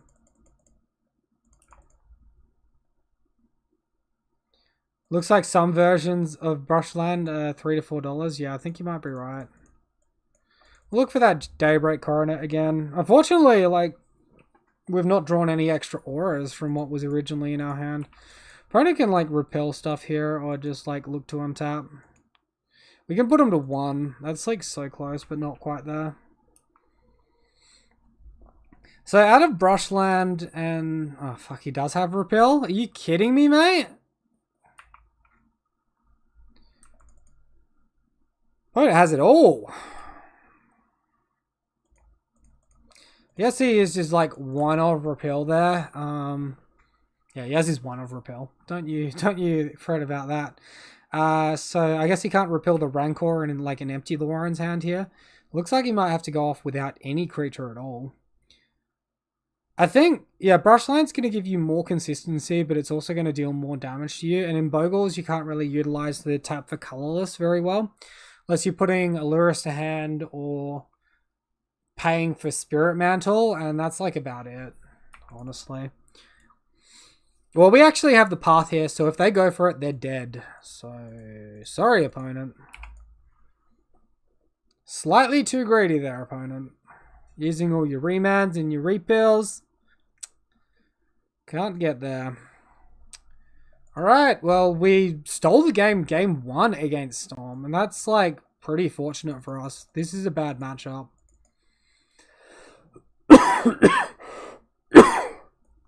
Normally, we bring in ley lines and graveyard hate here. We don't have graveyard hate. Damping Sphere is good, though. Suppression Field, probably bad. Does my opponent have any Blood Moons in the sideboard? Nobody has Arid Flame. Doesn't seem good enough. So wording on Flashback as well. Where's that Pass and Flames hiding? So the cast effect, so Suppression Field's not going to affect it. I'm going to bring in like our 1 of Gaddock Teague as well. Our Path to Exiles are like pretty medium. This opponent doesn't appear to be running board sweepers either. It's like all single targeted removal.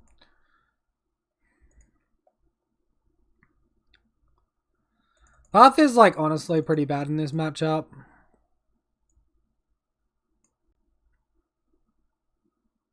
Might take out my Spirit Mantles because they're expensive to cast.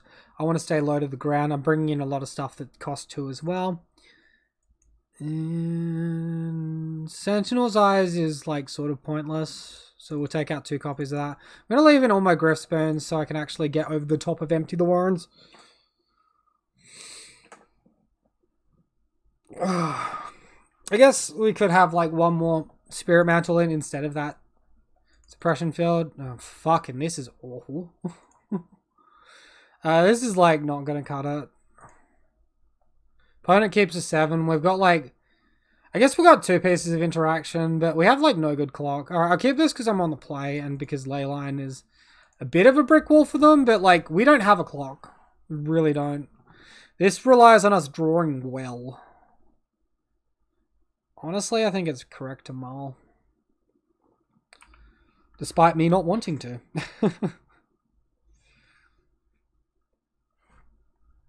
Did my opponent also have...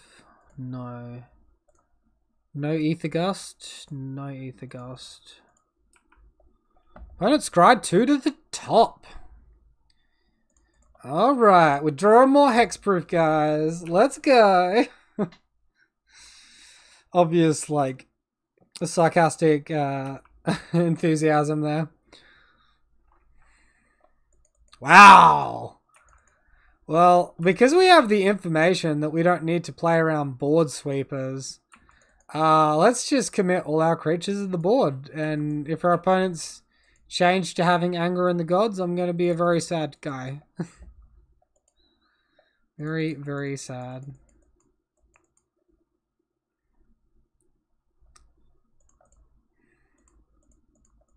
I don't quite want to commit Gadok Teeg to the battlefield here. My opponent's going to have to bounce this leyline before he can go off and do anything too crazy. But if we can, like, Gadok Teeg and then protect it with a Spider Umbra, that would be my favorite point. Remand. Let's sneak this other Glade Cover Scout out there. He won't know a thing.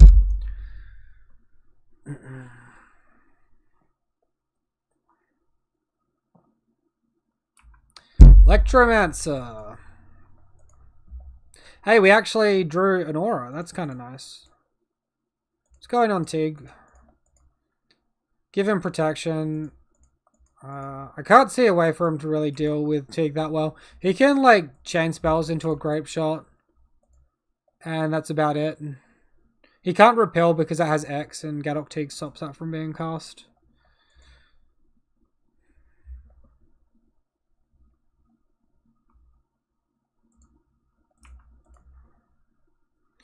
Alright, looks like my opponent's going for something, so we'll just chill and let Storm do Storm things.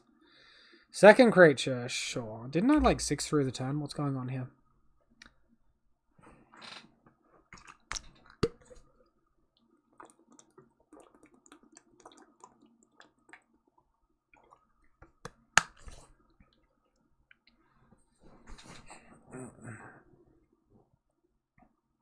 Peer through the depths.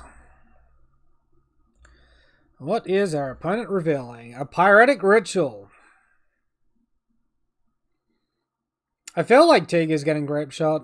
The unfortunate thing is each instance of Grape Shot counts as a separate targeting, so... Oh, he's randomly got the Echoing Truth? He did not have that in the list 16 days ago. Wow, what a fucking blowout. What a blowout. Holy cow, man. What? That's not right. What a lucky son of a gun. Cool. Alright, so I feel like way worse now that I know he has Echoing Truth. That makes, like, Leyline way worse. Well, we said that hand was risky and didn't have a clock, and we didn't draw particularly well, and we didn't really do anything, so... we'll submit the same list back. That's what we get for keeping a bad hand, really.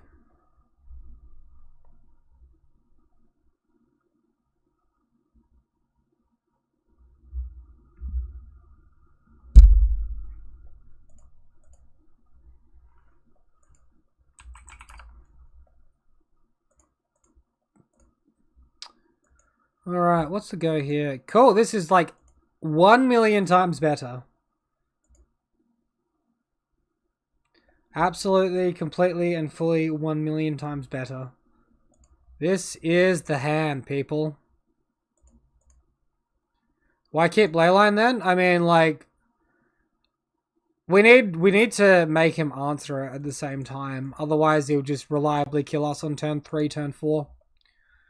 And usually a good Storm player will wait off until the turn they have to, like, interact with you. But, like, if our opponent doesn't have Echoing Truth and he has to repeal Leyline to hand, it means he has to spend 5 mana bouncing it, which means, like, that's a decent effort. We'd pay that. Usually you just go, like, Leyline of Sanctity and Rest in Peace and your opponent's just screwed, but I'm not running Graveyard Hate here. So now I'm bringing in these Damping Spheres and Gadok Teeg, which are less good, but course, he has Echoing Truth randomly. I'm gonna like keep him in because yeah, I need to make him have it. It does slow them down a lot.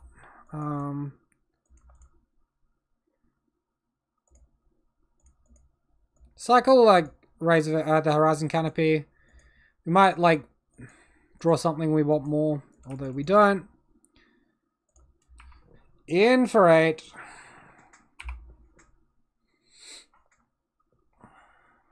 Alright, so our opponent either kills us here or we probably dead.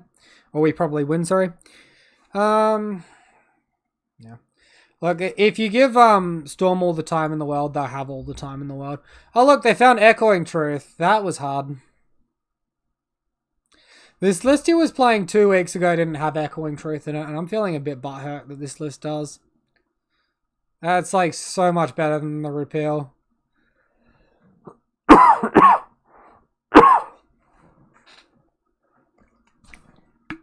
Oh, he's waiting an extra turn?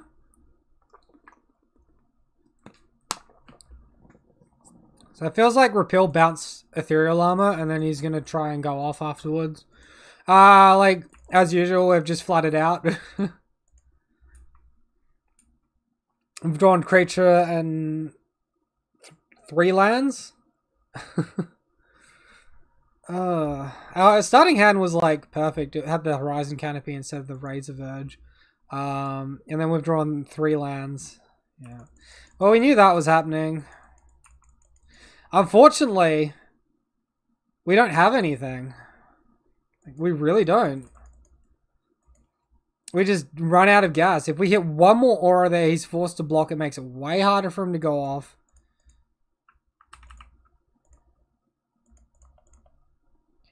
Well. Oh, wrong button. Clicking the zoom button.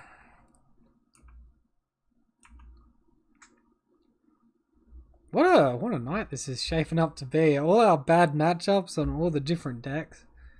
Dude.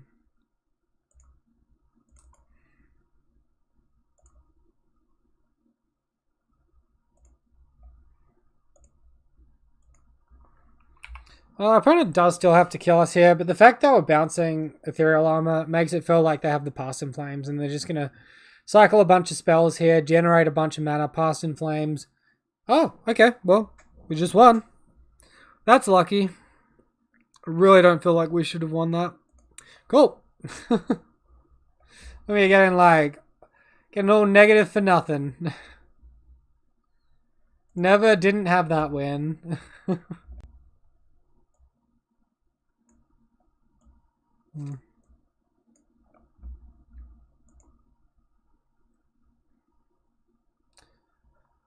Sometimes you just have to make sure you're not afraid of losing, and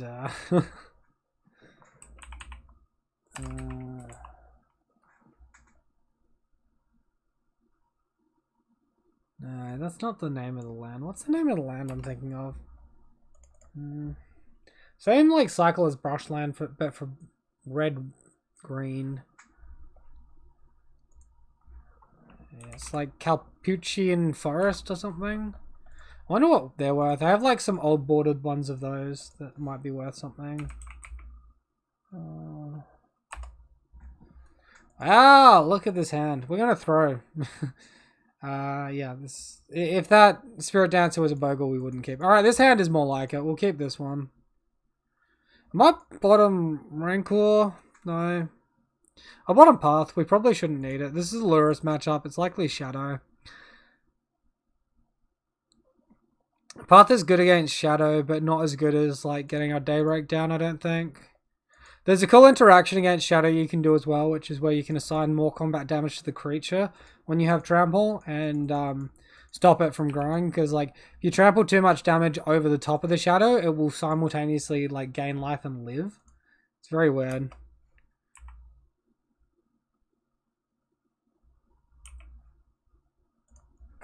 Carpulsan Forest, that's the card I was thinking of. $8, about $8 for Carpulsan Forest. I don't know, maybe I should sell them.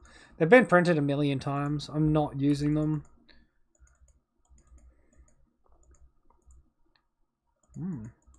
This looks a lot like a red-white prowess deck, probably running the new Clever Lumimancer. Why do I only play 2 Core Spirit Dancer? I think there's a lot of games where I like to see Core Spirit Dancer in my hand. Sorry, I like to draw Core Spirit Dancer and use it to continue drawing gas. But then there's like a lot of times where you don't want it in your starting hand, or you want an aura for your creature. And like I was on 3, and I think that's 3's fair. But I've gone down to 2 to make room for the 3rd path. I don't want to sacrifice on my auras. I think my auras are really good at the moment. We're on our double Rancor here.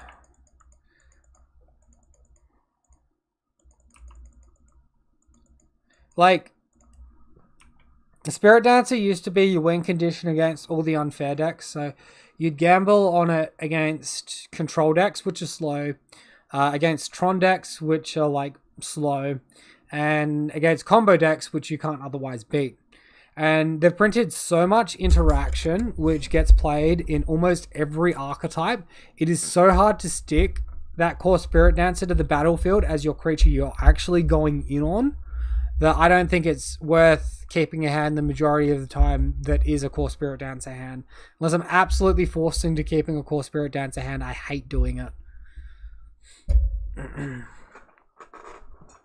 So that's why I only play like 2 to 3 copies, is because I like to draw it, but it's not really the creature I want, right?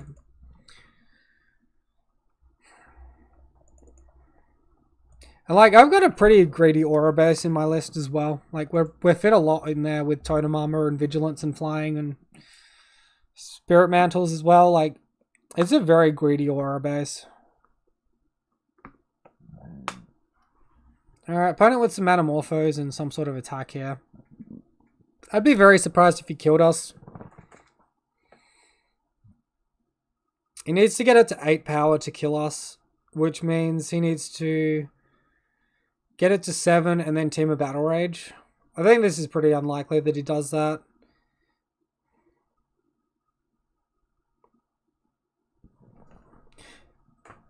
A lot of what the deck does is like give double strike with Team of Battle Rage or Boros Charm. He'd need... I guess he can Mutagenic Growth as well though, actually.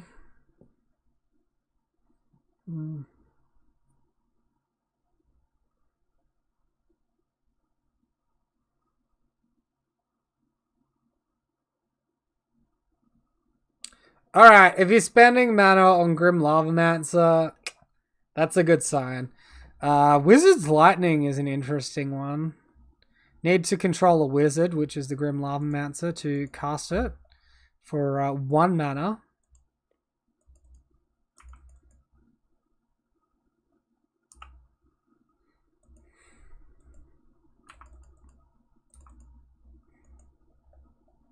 Cool, so Daybreak should just win it for us.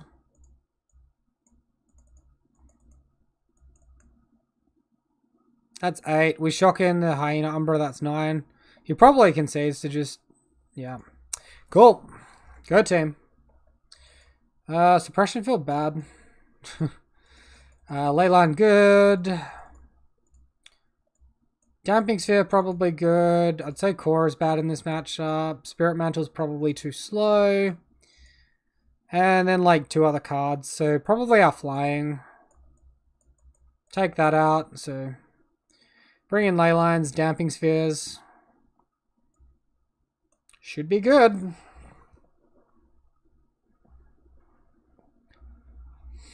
Going to be interesting to see how Damping Sphere performs here. There's potential our opponent has Blood Moon in the sideboard. I'm not super up to date with these red-white prowess decks because they really didn't take over the metagame the way I was expecting. The reason I went up to 3 Path to Exiles was because Strixhaven got released and I expected this deck to be getting played a lot. I expected it to do well, so I upped my paths. Is Team of Battle Rage common for Jund Shadow? Yeah, they usually run 2 copies of Team of Battle Rage. This hand would be good if we had a creature, but we don't. So, Mull. This hand is good. We'll keep. So our opponent can like wear tear a Ley Line of Sanctity here. I think we just gamble that they don't have the wear tear. Our auras are actually really nice. I think our auras become really quite awkward though if we keep double Ley Lines, so.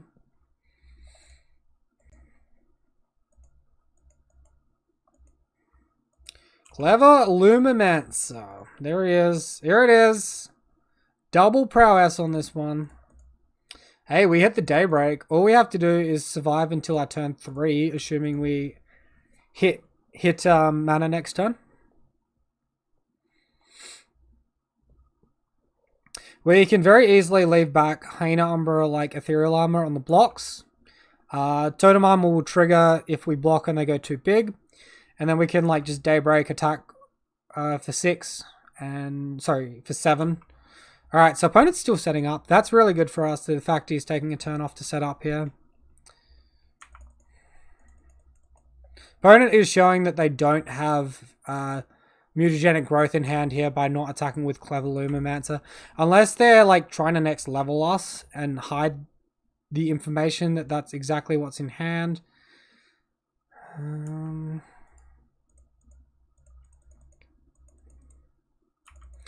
Alright, well, we missed on a land drop. We drew 1 ley lines on the bottom. So we've seen 3 ley lines this game now.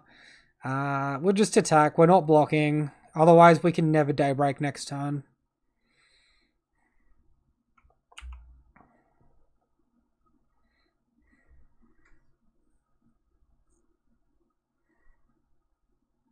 Oh boy. Manamorphose means 3 damage. Yikes.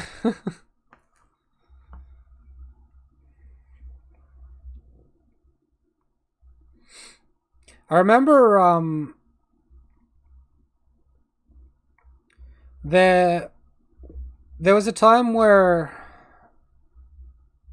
like the Grixis shadow decks, they would run the Royal Scions because that would give like +2 and trample as a 3-mana planeswalker.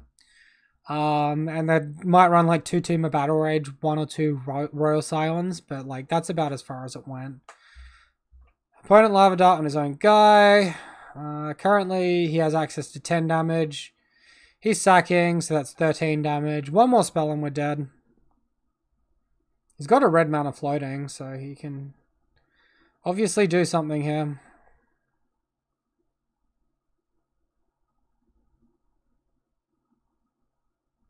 If he doesn't have the burn effect, then we just win off Daybreak Coronet if we draw land. Light up the stage. Oof. That's what he's setting up. I see. Mutagenic Lightning Bolt. Oh, we're lucky. We're very lucky. Oh boy. We hit it. Maybe it's a little bit of an oversight going in on the Ethereal Armor there. Because now I can't Totem Armor block. And that could be an issue. Guess we just block the Soulscale Mage and hope. I was curious because that's what killed you last week. You weren't expecting it, yeah.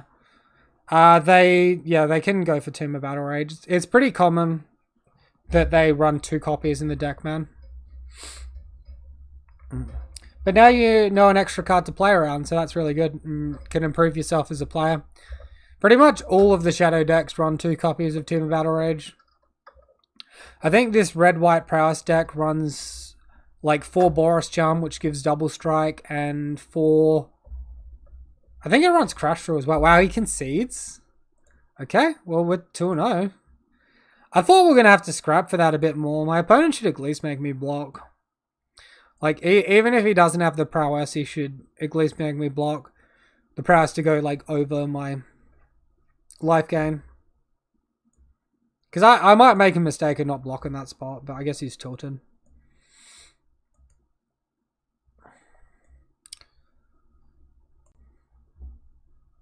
Yeah, so against these shadow decks, let's just get rid of that quickly. Against these shadow decks, pretty much whatever variant, you're probably bringing in your 4 ley lines If you have Rest in Peace, if it's the Jun variant, I like bringing it in because it answers Tarmogoyf. Maybe like just 1 to 2 copies, not like 3 or 4. But yeah, bringing in Ley Lines, leaving in your paths, taking out Core Spirit Dancer. I usually take out like 1 land as well, either Temple Garden or Windswept Heath. You're probably taking out a basic in its place though. And then it's like probably just an expensive aura or like a Spirit Mantle or Spider Umbra. I'll probably keep in the Spirit Mantles because they're evasive, but take out the Spider Umbra. Spider Umbra is like nice though because it pairs Vigilance with the Sentinel's Eyes. Yeah. It allows you to block without losing your creature to insane amounts of damage. Alright, so here we go. Alright, so here we are for match number 3, everyone. We lost the die roll against Memo21. He's chosen to play first, and it looks like he's got a companion as well. Luris is all over the place tonight. We're seeing him a lot. Oh, thank you for the follow 2 hours ago, Care Bear. Sorry. For some reason, I'm not getting volume on these alerts. I need to look into why that's happening. Awkward. Yeah, I should have kept up with that one. We're obviously like mulling this hand because it just has no clock. It's a little bit AFK at the moment. Oh, okay. He's just AFK. Wait, why'd I click keep? Oh my god. That's a brain fart and a half. Alright, well, we're going to have to draw very, very lucky to win this one, I feel. Talaria West. Uh-oh. This is Amulet Titan. Oh no. That's a very bad deck to go ahead and keep this shit hand against. And what's our first land? We've got a 5 land hand. What's our first card? Another land. The 6th land, to be precise. Rip indeed. Oh my goodness. Report me.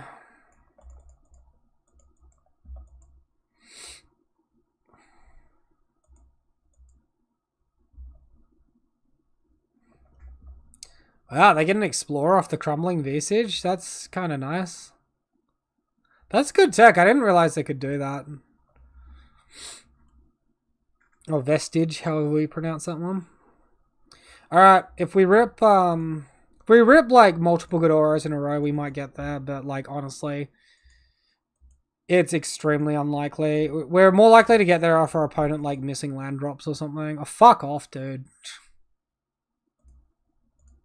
Amazing. Amazing. I love variants in Magic. You know what, like, I really, really wish? I really wish when they printed these land cards, they printed it less powerfully for all the different archetypes and included everyone in the Zendikar block, included everyone, not just printing like new lands so Titan can just fucking tutor a Titan for free again. Like, they literally helped control decks, combo decks. They didn't help anyone that's fair. Like, in a spot like this, if my Horizon, if like these random lands are just like a 1/1 aura that gives no stat but just gives me 1/1, I have such a better chance of doing something with the game than just doing nothing after drawing, what, 2-3 lands in a row? Like, well, we shouldn't have kept the hand, but we accidentally did. Alright, so Force of Vigor in. Deicide also answers Dryad of Elysian Grove. Damping Sphere is actually probably going to be okay in this matchup. I say okay because Force of Vigor does destroy it. I don't really like Torporob because, like, at best it buys you a turn against Primeval Titan entering, but then like they just go off anyway. Let's change the display to the pile view so I can see what we're working with here. So that. I like Spirit Mantle. I like my Griffspoon less now. I used to really love Griffspoon in this matchup when Field of Dead was the thing, but now that Field of Dead doesn't exist anymore, it's not as necessary. We want all our totem armor. We can ditch like that. I really like my Sentinel's Eyes effects though. I'm gonna ditch a land. Might leave like Deicide in the sideboard. It only hits Stride of Lycian Grove, not the Titan or the Amulet like my other pieces of hate. I could bring in the Deicide and leave out the Damping Spheres. I feel like I want to try Damping Sphere in this matchup though. Maybe not. I might change that if I get time actually. Bring my land back in. I'll bring... What was I saying? Griffspoon back in? Yeah. Oh, Deicide. Deicide's what we wanted. God damn it. Come on. Come on. Nah. So, Damping Spheres are in the sideboard. Alright. Yeah. Damping Spheres feels like it's going to be too awkward. Oh, of course. No creature. No creature. And we mulligan down to nothing. It's like very low percentages of winning on a 5-card hand against Titan. Fuck, and we get given this brilliant hand. Alright, we're back to relying on the top of our library, people. We know how that went for us last time. Rippity dip.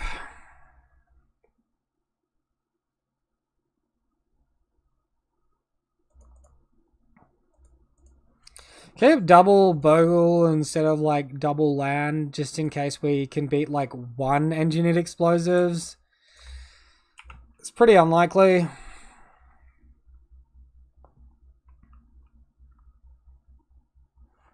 What fucking clown I am. I should edit the stream info as well. Mill sucks. Back to Boogles. Cool. Oh, we actually draw a good card there. Opponent like no turn 1 stuff. I'm gonna attack. I'm gonna leave like everything else in hand. So just do that. Not playing into that engineered explosives opponent. Tribe Scout down, sure. Alright, he's passing. I guess let's go ahead and make him have Force of Vigor. Attacks. If he has it, he can like trade that with our creature. Okay, he doesn't have it. We might have a chance if he misses on that. There's that explosives we're talking about, people. It will blow up his own Tribe Scout though as well.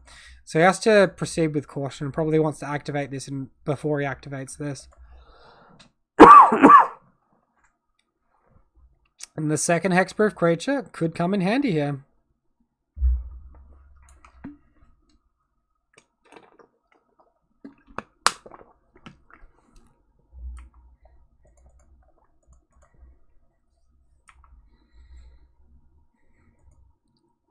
This Windswept Teeth can get a Dried Arbor, which isn't too bad. Oh, opponent! It's not asymmetrical. It gets you as well. Oh man, come on, dude! Don't play like that.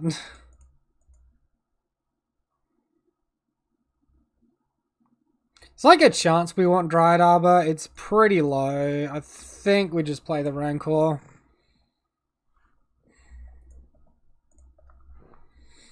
Alright, let's see what the follow-up is. There's the Dryad. There's this Breeding Pool. Alright, well, next turn's probably Titan. Let's go ahead and fetch and look for something useful. Oh, Daybreak Coronet, not bad. Totem Arbor as well, also not bad. Alright, 2 good hits.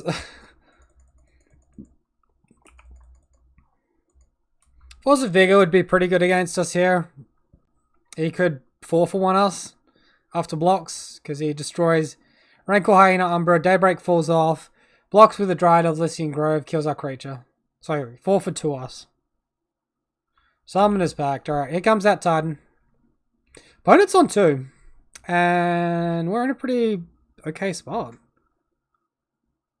Odd. No amulet. No haste that they can give this turn. Yeah, turn timber symbiosis is like you see the card design and it's like supposed to help creature decks and like no, it just helps combo decks that use creatures. No one else has 7 mana. Like I looked at this for Bogles and I was thinking, if I get to 7 mana making all my land drops and I'm somehow able to get a Bogle that's a 4/4, is that really going to win me the game? I'm just like, this isn't for Bogles. This is for Titan. This is for oops all spells. Like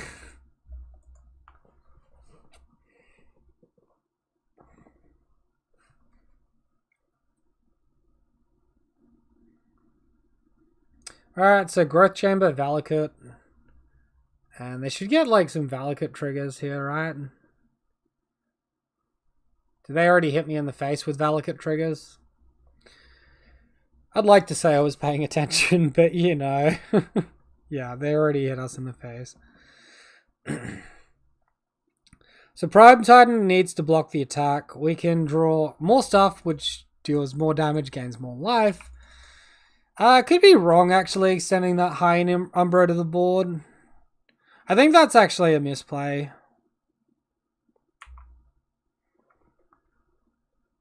It gains us 1 more life, but it means we probably can't beat Engineered Explosives at all.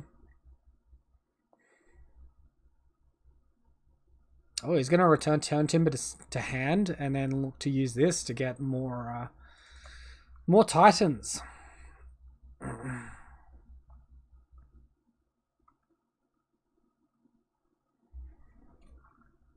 So they can gain 2 life, they can block 4 and die. It's whether or not they have the Force of Vigor here at this point, I believe. Unless they just randomly have Scapeshift and absolutely blow us out, but they're not casting Scapeshift, so. Alright, good win. Deicide can come in over the Grisbane.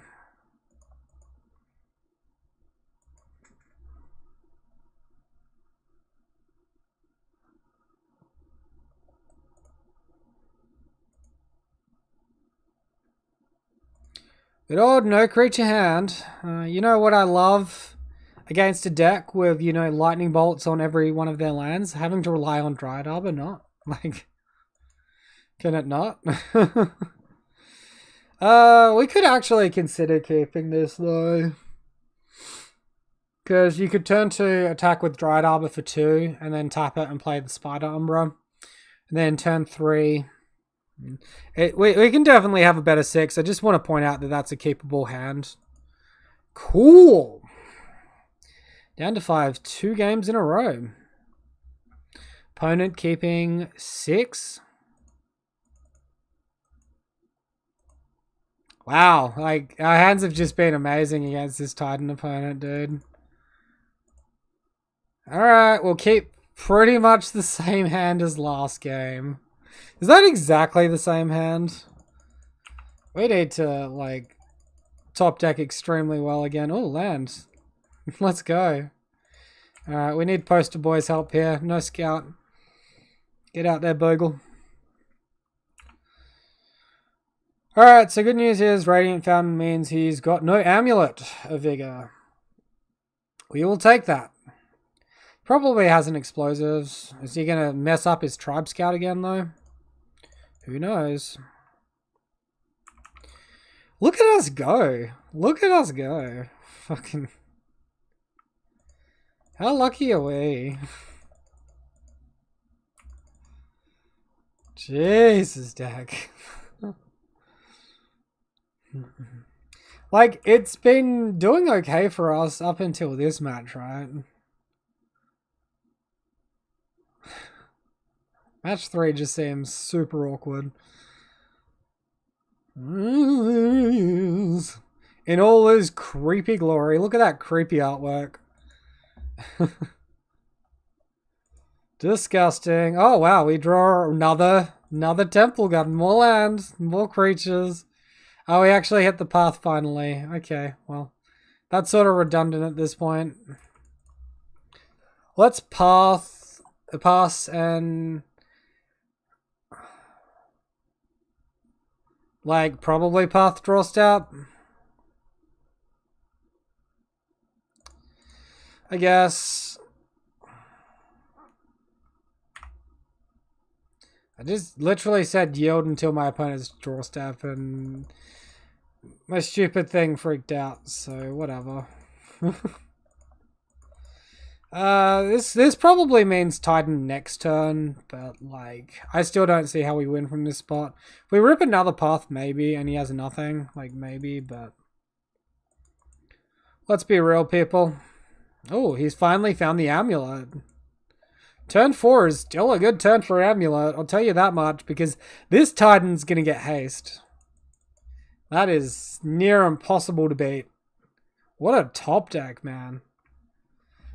And we have our top decks of Bogle and land. Bogle and 2 lands. And we cycled the Horizon Canopy into a path, but like...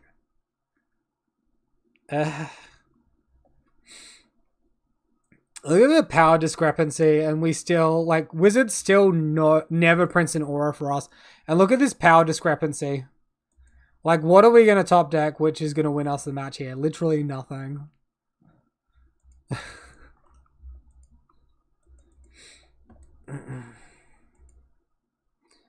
I tell you what would happen if they printed more like good auras for like Bogles. The win percentage might go up by like 5%, and that might be about it. That's like if you take a Bogles player that wins like 60% of the time, they're gonna win maybe 65% of the time if they play perfectly. That's nothing compared to like what this shit does. Cool, look at this wonderful hand. Ooh, awkward. Cool, bad beats. It comes with the, like, it comes with the deck, right? Just getting those awful hands that do nothing. Oh, speaking of awful hands that do nothing, we've got a plains and can't cast any of our creatures. Let's mulligan. Alright, we'll keep this one. Bottom the Spider Umbra because it's... sorry, the Spirit Mantle because it's expensive. Versing LVC. I'm pretty sure this guy normally plays, yeah, control decks. Oh, we hit land. Cool. Alright, so Bogle pass. So the most important thing in this matchup is to actually tempo your opponent. The way you tempo them is by playing multiple auras a turn. That is very important. The fact we've hit our second land and we can play 2... oh, fuck, he's on Esper. We just lose. It's literally that simple. We just lose.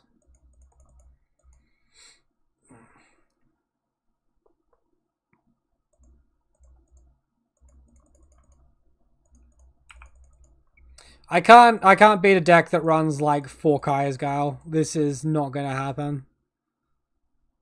We don't even have Graveyard Hate in the list right now. This is just a bad matchup.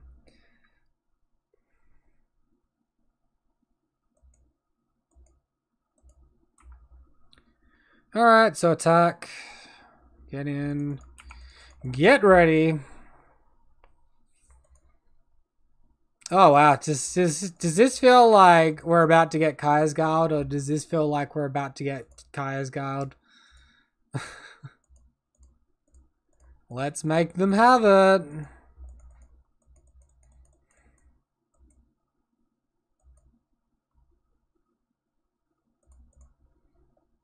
Yes, if we shock this in, they can't crack their fetch land. So they either have Kaya's Guard here or they're dead. No, they can crack their fetch lands. They can't crack shock. Get ready to concede, people. It's in the hand, always. Oh, Snapcaster is fine. Okay. We got this. Up to the bottom.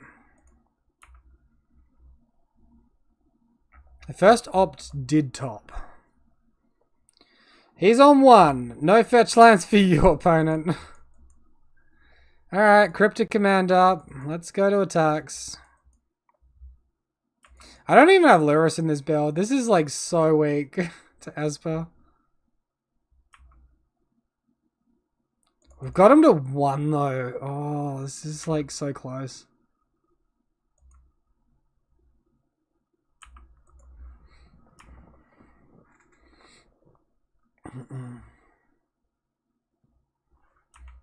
Alright, do you have another Cryptic Command? Do you have the Kai's Guile? Let's see. Let's find out after these short messages from our sponsors. You literally have 2 Cryptic Commands in a row, dude. Frickin' nick off. Oh my god. I just want to get that last attack in, because the longer this game goes, the more we're going to lose. Alright, he's drawing 2 cards. Does that mean he bricked and we... Oh my god. Alright, so game 1, despite all that complaining, game 1 was the easy game. Games 2 and 3 are going to be the hard games. Because usually they main deck like 2 Kai's Guile and the others are in the sideboard.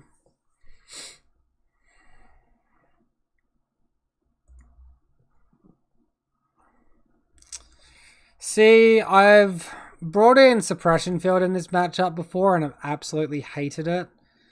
I think Path is just a dead card that needs to come out. Could bring in Gadok Teague literally because it's a creature.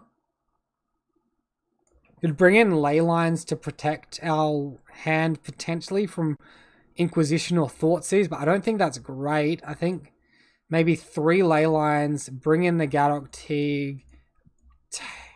Might just take out my Spirit Mantles, bring in all the Leylines. I guess we'll hedge our bets as best as we can. If I had Lurrus here, I don't think I'd be bringing in Leyline. It's too important to get stuff back from your grave. Oh, this hand is awful, but... Tome 1 creature. Alright, this is better. Keep. Ditch Daybreak here. I see like Totem Armor being useful because of Engineered Explosives, and Rancor comes back, so that's obviously useful. Alright, play guy, pass. Hope we hit our land drop so we can tempo. We hit our land drop. Good. Rancor.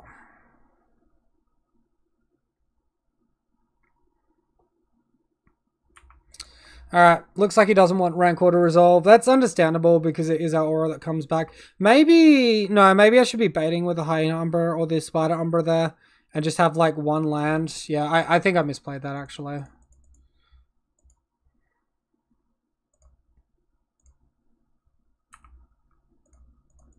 Alright, Totem Armor, attack.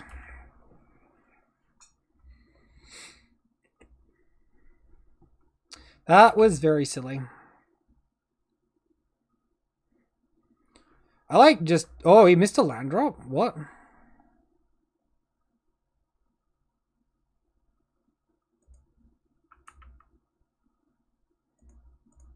I think Daybreak here, make them have the counterspell.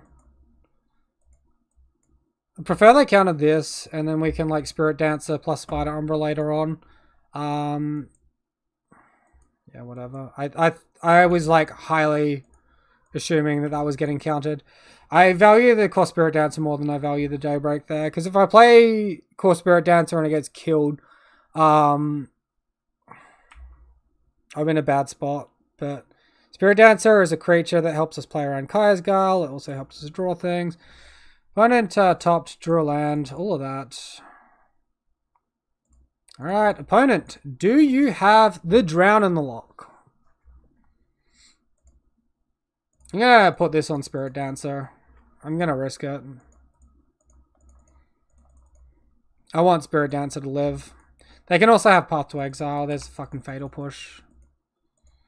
At least we hit an Aura. That really hurts our clock, putting the Umbra on the wrong creature. I'm going for the upside, though.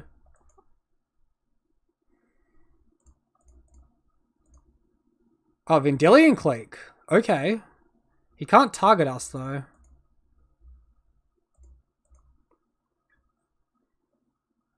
Got that Kai's Gale again, opponent? Drown in the lock. Sure.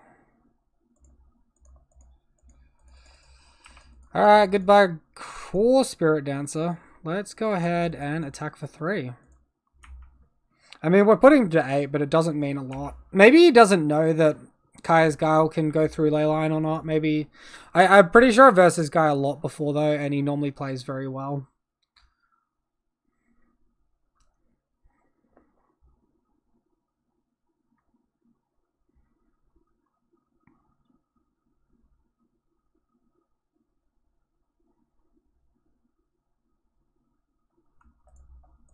Concede.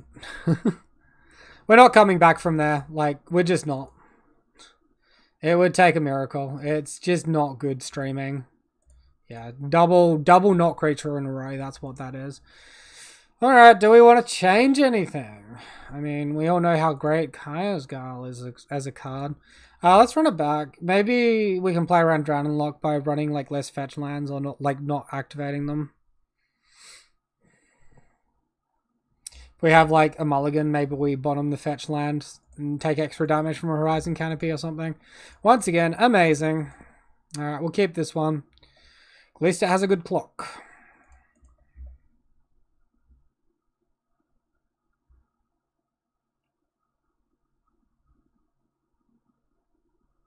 I'm honestly not sure which card to bottom here. I think we bottom the Hyena Umbra. I really like the clock on our other auras, and Sentinel's Eyes is just so good at coming back from the grave that it would be a really big shame not to have access to it.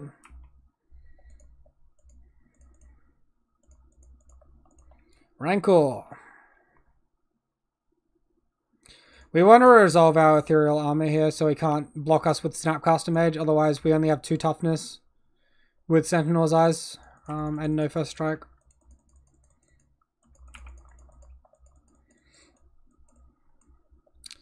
So opponent, fetch, opt. Opt to the bottom. That's what we like to see. Drowned Catacombs. Rancor. Oh, this is like a hard yield? Sure. Attack for 10. Alright, he can still get us with Kaya's Gale, but he has to have it and land this turn. Are you fucking kidding me? Don't you tap out. You tap out, I'm gonna bloody scream. Fucking hell, man. Commander, EDH is literally the reason that this stupid card has this stupid wording. Game over. Game over. Did we even, like, draw a card there? Alright, do we resolve? Of course not. Cool. Plethora of counterspells. Alright, game is well and truly over. We could maybe high roll it with a Dryad Arbor, but realistically they're going to have removal. We need the Dryad Arbor on, like, the turn he goes for the Kaya's Gale. I really despise this card as a Bogles player. Like, even if we had an aura that just had anti-sacrifice, that would give us, like, a long way. Maybe we have to sack the aura to counter a sacrifice effect equal to, like, our power or something. But, like, looks like my opponent doesn't even have, like, Inquisition of Kozilek. Or what do you mean, pay extra? Why is everything lagging?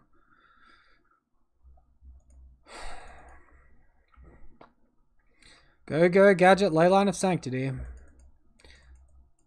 Card every opponent cares about, really, obviously, here. Oh my god, aren't we fortunate?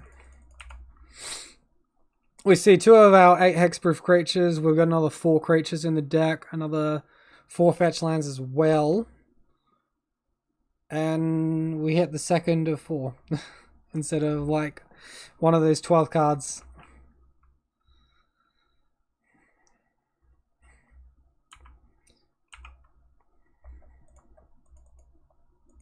At this point, like, probably the only chance we have is, like, if we have double creature and can resolve double creature in a turn. It's just gonna hold up counter magic for the first one. Oh my fucking god, can we stop drawing land and leyline? Like, honestly, this is probably just to concede.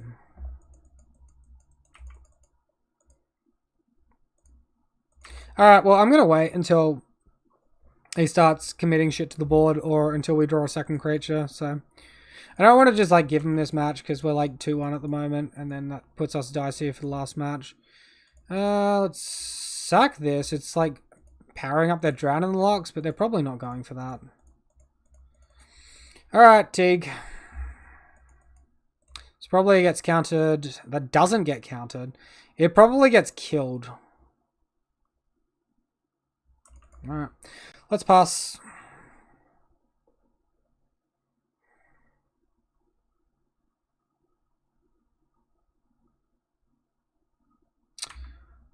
I mean, nothing too surprising though. Snapcaster opt. Looks like he wants to end the game. I think probably the best line is like Snap Cryptic. No, not really. Yeah, I guess it's just Snapcaster opt or hold Snapcaster. He probably has like multiple effects here though. He's committing the Snapcaster Mage to the board there, like he's very far ahead.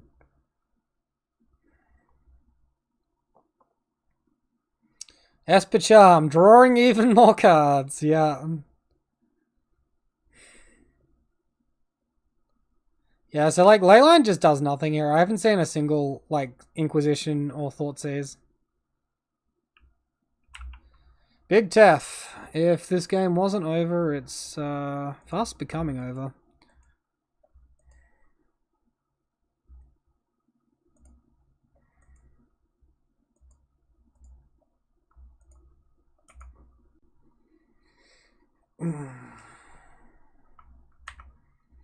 Alright, so like Bogles just doesn't stand a chance in a metagame with Kaya's Guile. Like, I doubt they're ever going to ban Kaya's Guile, but I just want it to not get played anymore because it's just way too fucking good. Okay, opponent's about to cast some sort of counterspell. I just don't fucking care. I want out. Alright, on to the next one.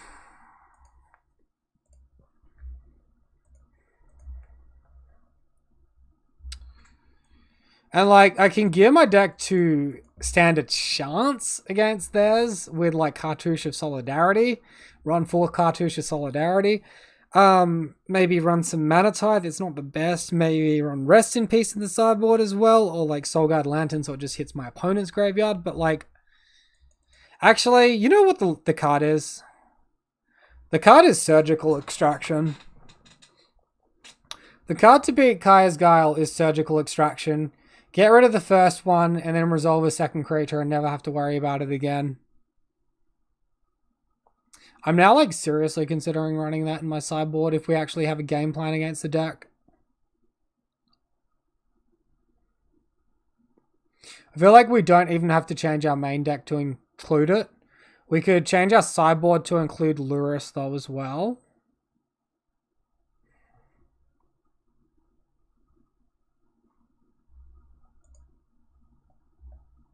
Interesting. Also, last game I should have ditched the Sentinel's Eyes from the Grave, like played it on my Gaddock Teague to thin to weaken Drown in the Lock, but I didn't. But, you know, obviously didn't matter. PTYLTD, alright. This guy likes his business or something. So my opponent was last seen playing a 4-colored deck. We mailed a Spirit Dancer hand to another Spirit Dancer hand.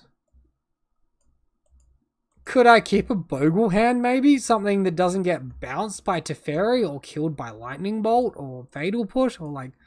My opponent is on like... Sorry, like 5-color Scapeshift. This is a shit hand. So we're probably going down to 5 here. Let's like open his list and have a sneaky peek. Oh, Brazen Borrower. Okay, so it's like blue Living End. Great. Living End is also a really bad matchup for us. Because I just get to wipe the board for free and we don't have counter magic. If we have like Relic of Progenitors, it gives us a chance. But yeah, it's not good. Fucking, what is with these matches tonight, man? I feel like we've versed every bad matchup under the sun. My opponent has magically reappeared finally.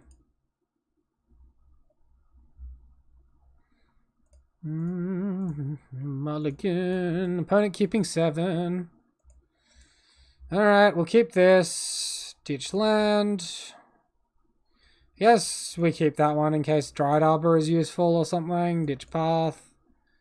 Done. Guy. This is like as bad as Electro Balance because they essentially do the same thing. Or Restore Balance.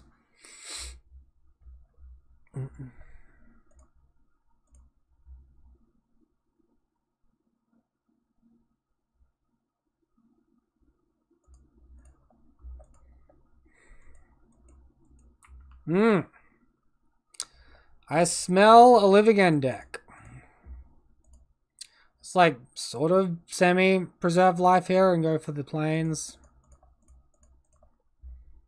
So he's running 4 Brazen Borrowers, a whole bunch of freaking blue mill creatures, cycle, Street Wraith, yeah. So then he's got 3 Living End, 4 Force of Negation main deck, 2 Mystical Dispute main deck, 8 Cascade effects between Violet Outburst and Ardent Plea, so he's running the Cascade version, okay. 19 lands. Gemstone Caverns in the sideboard. We get to look forward to him ripping his one of Gemstone Caverns and accelerating his land to turn game 2.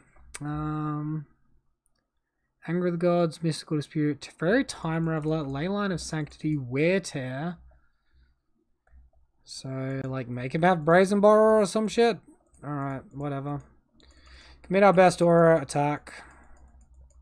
The only option we have here is to race.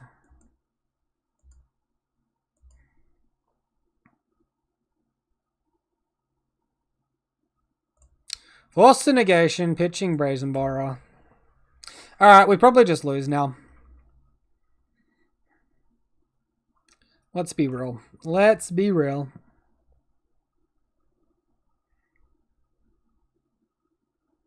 Seems we literally don't have a counterspell for this Living End that's about to pop. We're just screwed.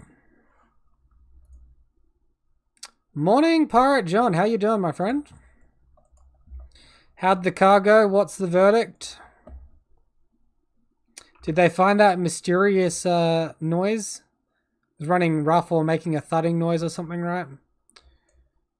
Cool. Damping Sphere is like going to be like pseudo hate, kind of. Suppression Field's actually pretty good. It's going to interact with the cycle. Path is bad. Exile Enchantment, that doesn't matter. Converted mana cost doesn't matter. It's like ditch a Gristbone and get back into it. Gristbone's like probably better than Spirit Mantle actually for terms of being cheap. Okie doke.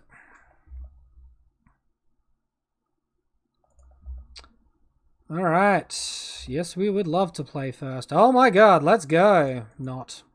I'm going to keep this, and maybe Core Spirit Dancer does something. Although, with those Brazen Borrowers, I wouldn't be so sure.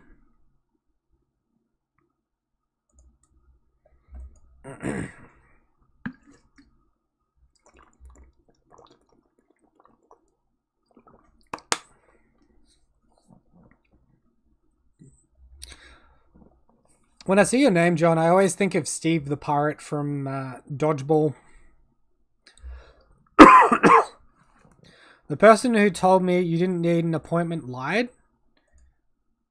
An appointment for your car, or we still talking about the car?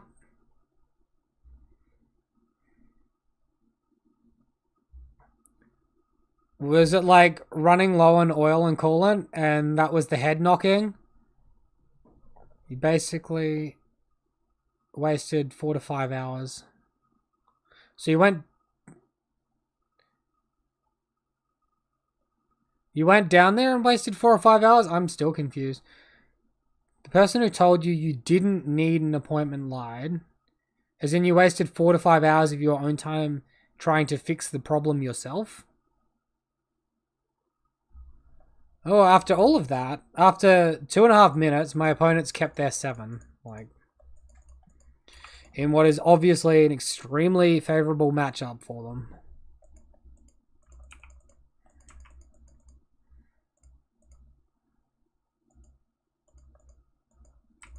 Play core Spirit Dancer. Obviously, they have Brazen Borrower, but like this hand needs help.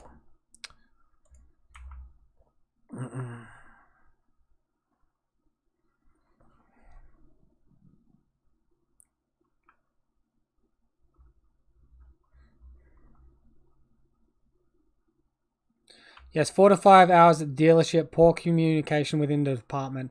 Right. Okay, that makes a bit more sense. Good times. I think you get that all the time where there's just bad, really bad communication. I don't really want to go in on cost Spirit Dancer here, but we probably have to. Let's make him have the Brazen Borrower. I don't see us winning this matchup reliably.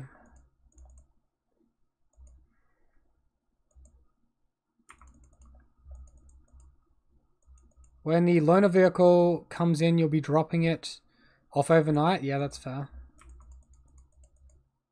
Watch us like break into another land as well. Fucking petty theft every fucking time, man.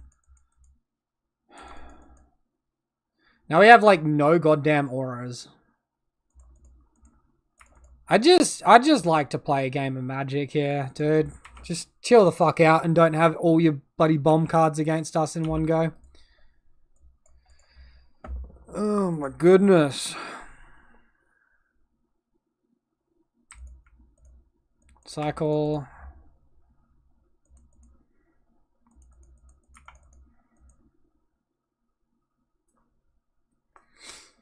What a clock we're gonna have here.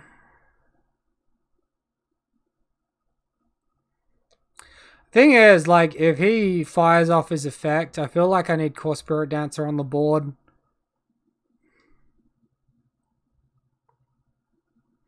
I really like all my auras here. Let's just, like, Bogle and Rage Attack and see what he does.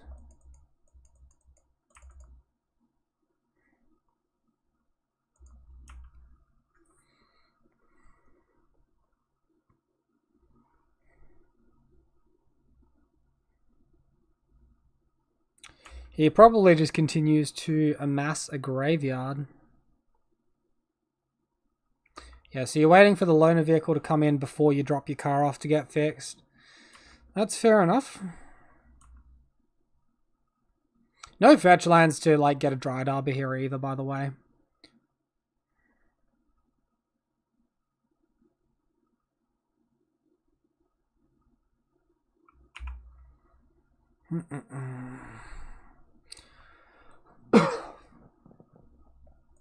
What I want to know is, like, what's his deck do against someone with counter spells? They just lose, right? They can't win that.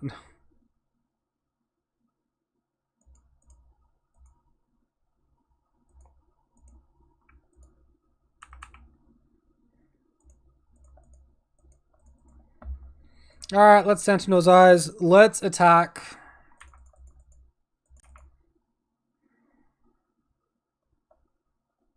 Maybe he does something stupid, like slow rolls it and plays out the Brazen Borrower. And then I can Spirit Dancer, Umbra, draw an effect.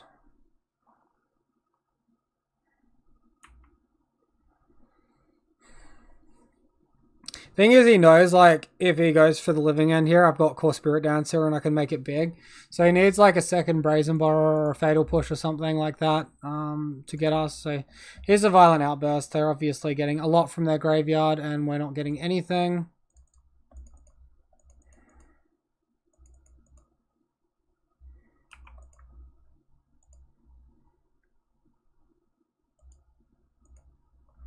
Ah, look at all that value. Are we just dead?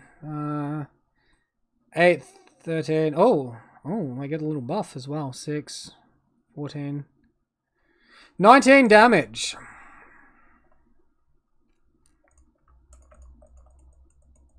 How do you do it?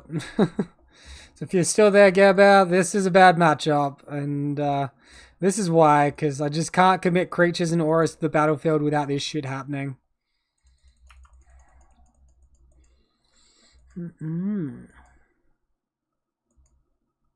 We actually beat Storm, but it still just ran into that many bad matchups that it didn't fucking matter. Well, yeah, I feel like that was a bit unfortunate tonight with the results, really. We've been, like, playing well and doing well recently. Obviously not there. I do think, though, we want to take... Yeah, it looks rough. Like, how do I ever win against that? Like, I took the gamble of going in on Core Spirit Dancer on turn 2, and they Brazen Borrowed its hand. Like, what do I do after that? They have 4 Brazen Borrower in the deck, and it's in their starting hand. I'm like, go away. Like, I can't have a clock. I can't commit a clock. If I play out my fucking auras to commit a clock, I've got no auras in hand to go back in on the Core Spirit Dancer. It's just, like, the biggest mess. I probably have to provide some sort of clock, but I probably need, like, the likes of Rancor and Sentinel's Eyes. Or else it's just not going to work. Containment Priest looking pretty nice. Oh, man. Like, is that not just too narrow, though? What other decks is it hitting? I'm willing to hear you out here, but... honestly, at the moment, the card on my radar of putting back in the deck is Surgical Extraction. Because I am sick of Kaya's Guile right now. Absolutely sick to death of that thing. Let's add 3 to the sideboard. It's probably worth 2 slots, but for like 3, and then Lurrus. I think we can up a Spirit Dancer in the deck as well, and get rid of our Path. Probably just removing Torpor Orb, Suppression Field. 4 decks. It's Containment good. Priest is good against 4 decks.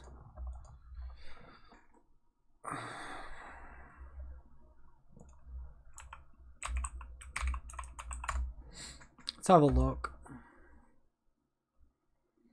If a non-token creature would enter the battlefield this turn and it wasn't cast, exile it instead. So it's good against Aether Vial decks. It's good against Dredge. It's good against Living End, but I'm not going to count that because that deck doesn't really see play. So Aether Vial. So you've got your Merfolk, your Hate Bears, your Spirits. It's good against, I guess, Goblins and a Kiki combo deck as well. I mean,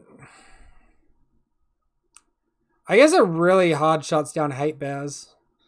They can Path it also, though. I was so excited when it got, like, printed into Modern, but I'm so, like, iffy on it. It still doesn't seem super amazing to me.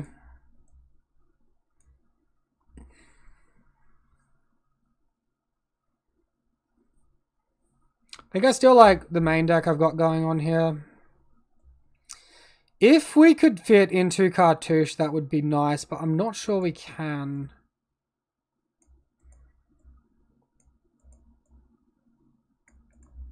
You know what would get the what would get these Kaya's Guiles decks? Storm Herald. Let's...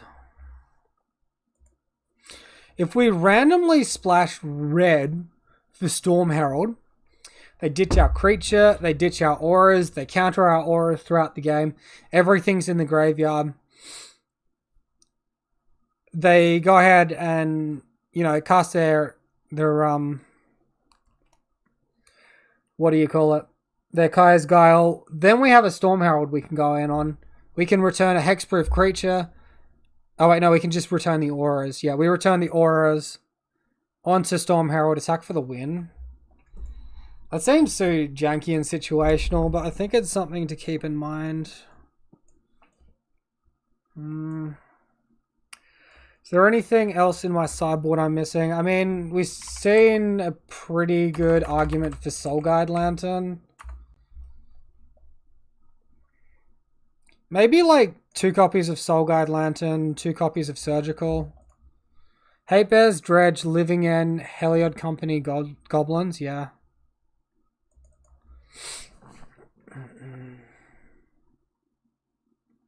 So I think Hate Bears is like a reasonable part of the meta, but the rest of the decks aren't. It's the sort of thing that we could run over Torpor Orb instead against them though. I guess against Heliod it stops the Captain Ranger of EOS active as well.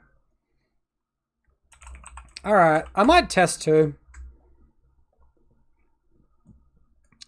Yeah, I also have to predict the Madcap experiment package, but yeah, it does beat it. Or stop it. Actually, wait, it just... Do they still take damage from Madcap experiment? Or not? Because the creature won't enter the battlefield and the creature has... You don't gain life. I wonder...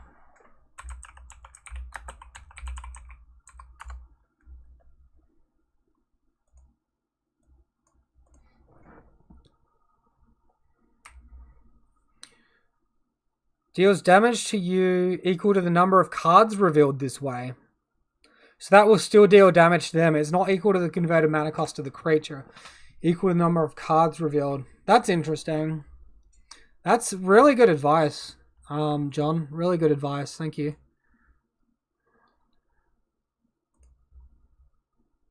I feel like... I don't know. Am I like too wishful on this... Damping Sphere. Can I afford to have Deicide and Containment Priest in my sideboard? I could just cut Leyline of Sanctity. And go way harder on sideboard options. I might try that. It resolves after it comes in, but you prevent it from coming in. So damage will happen and it won't be prevented. Let's remove this. Let's go way greedier on the sideboard now.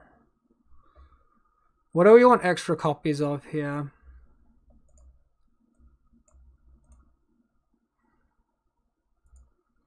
I think Soul Guide and Surgical, and we leave the other stuff in there. I wonder if I want to mess about with the main deck and try like another 2 Cartouche of Solidarity.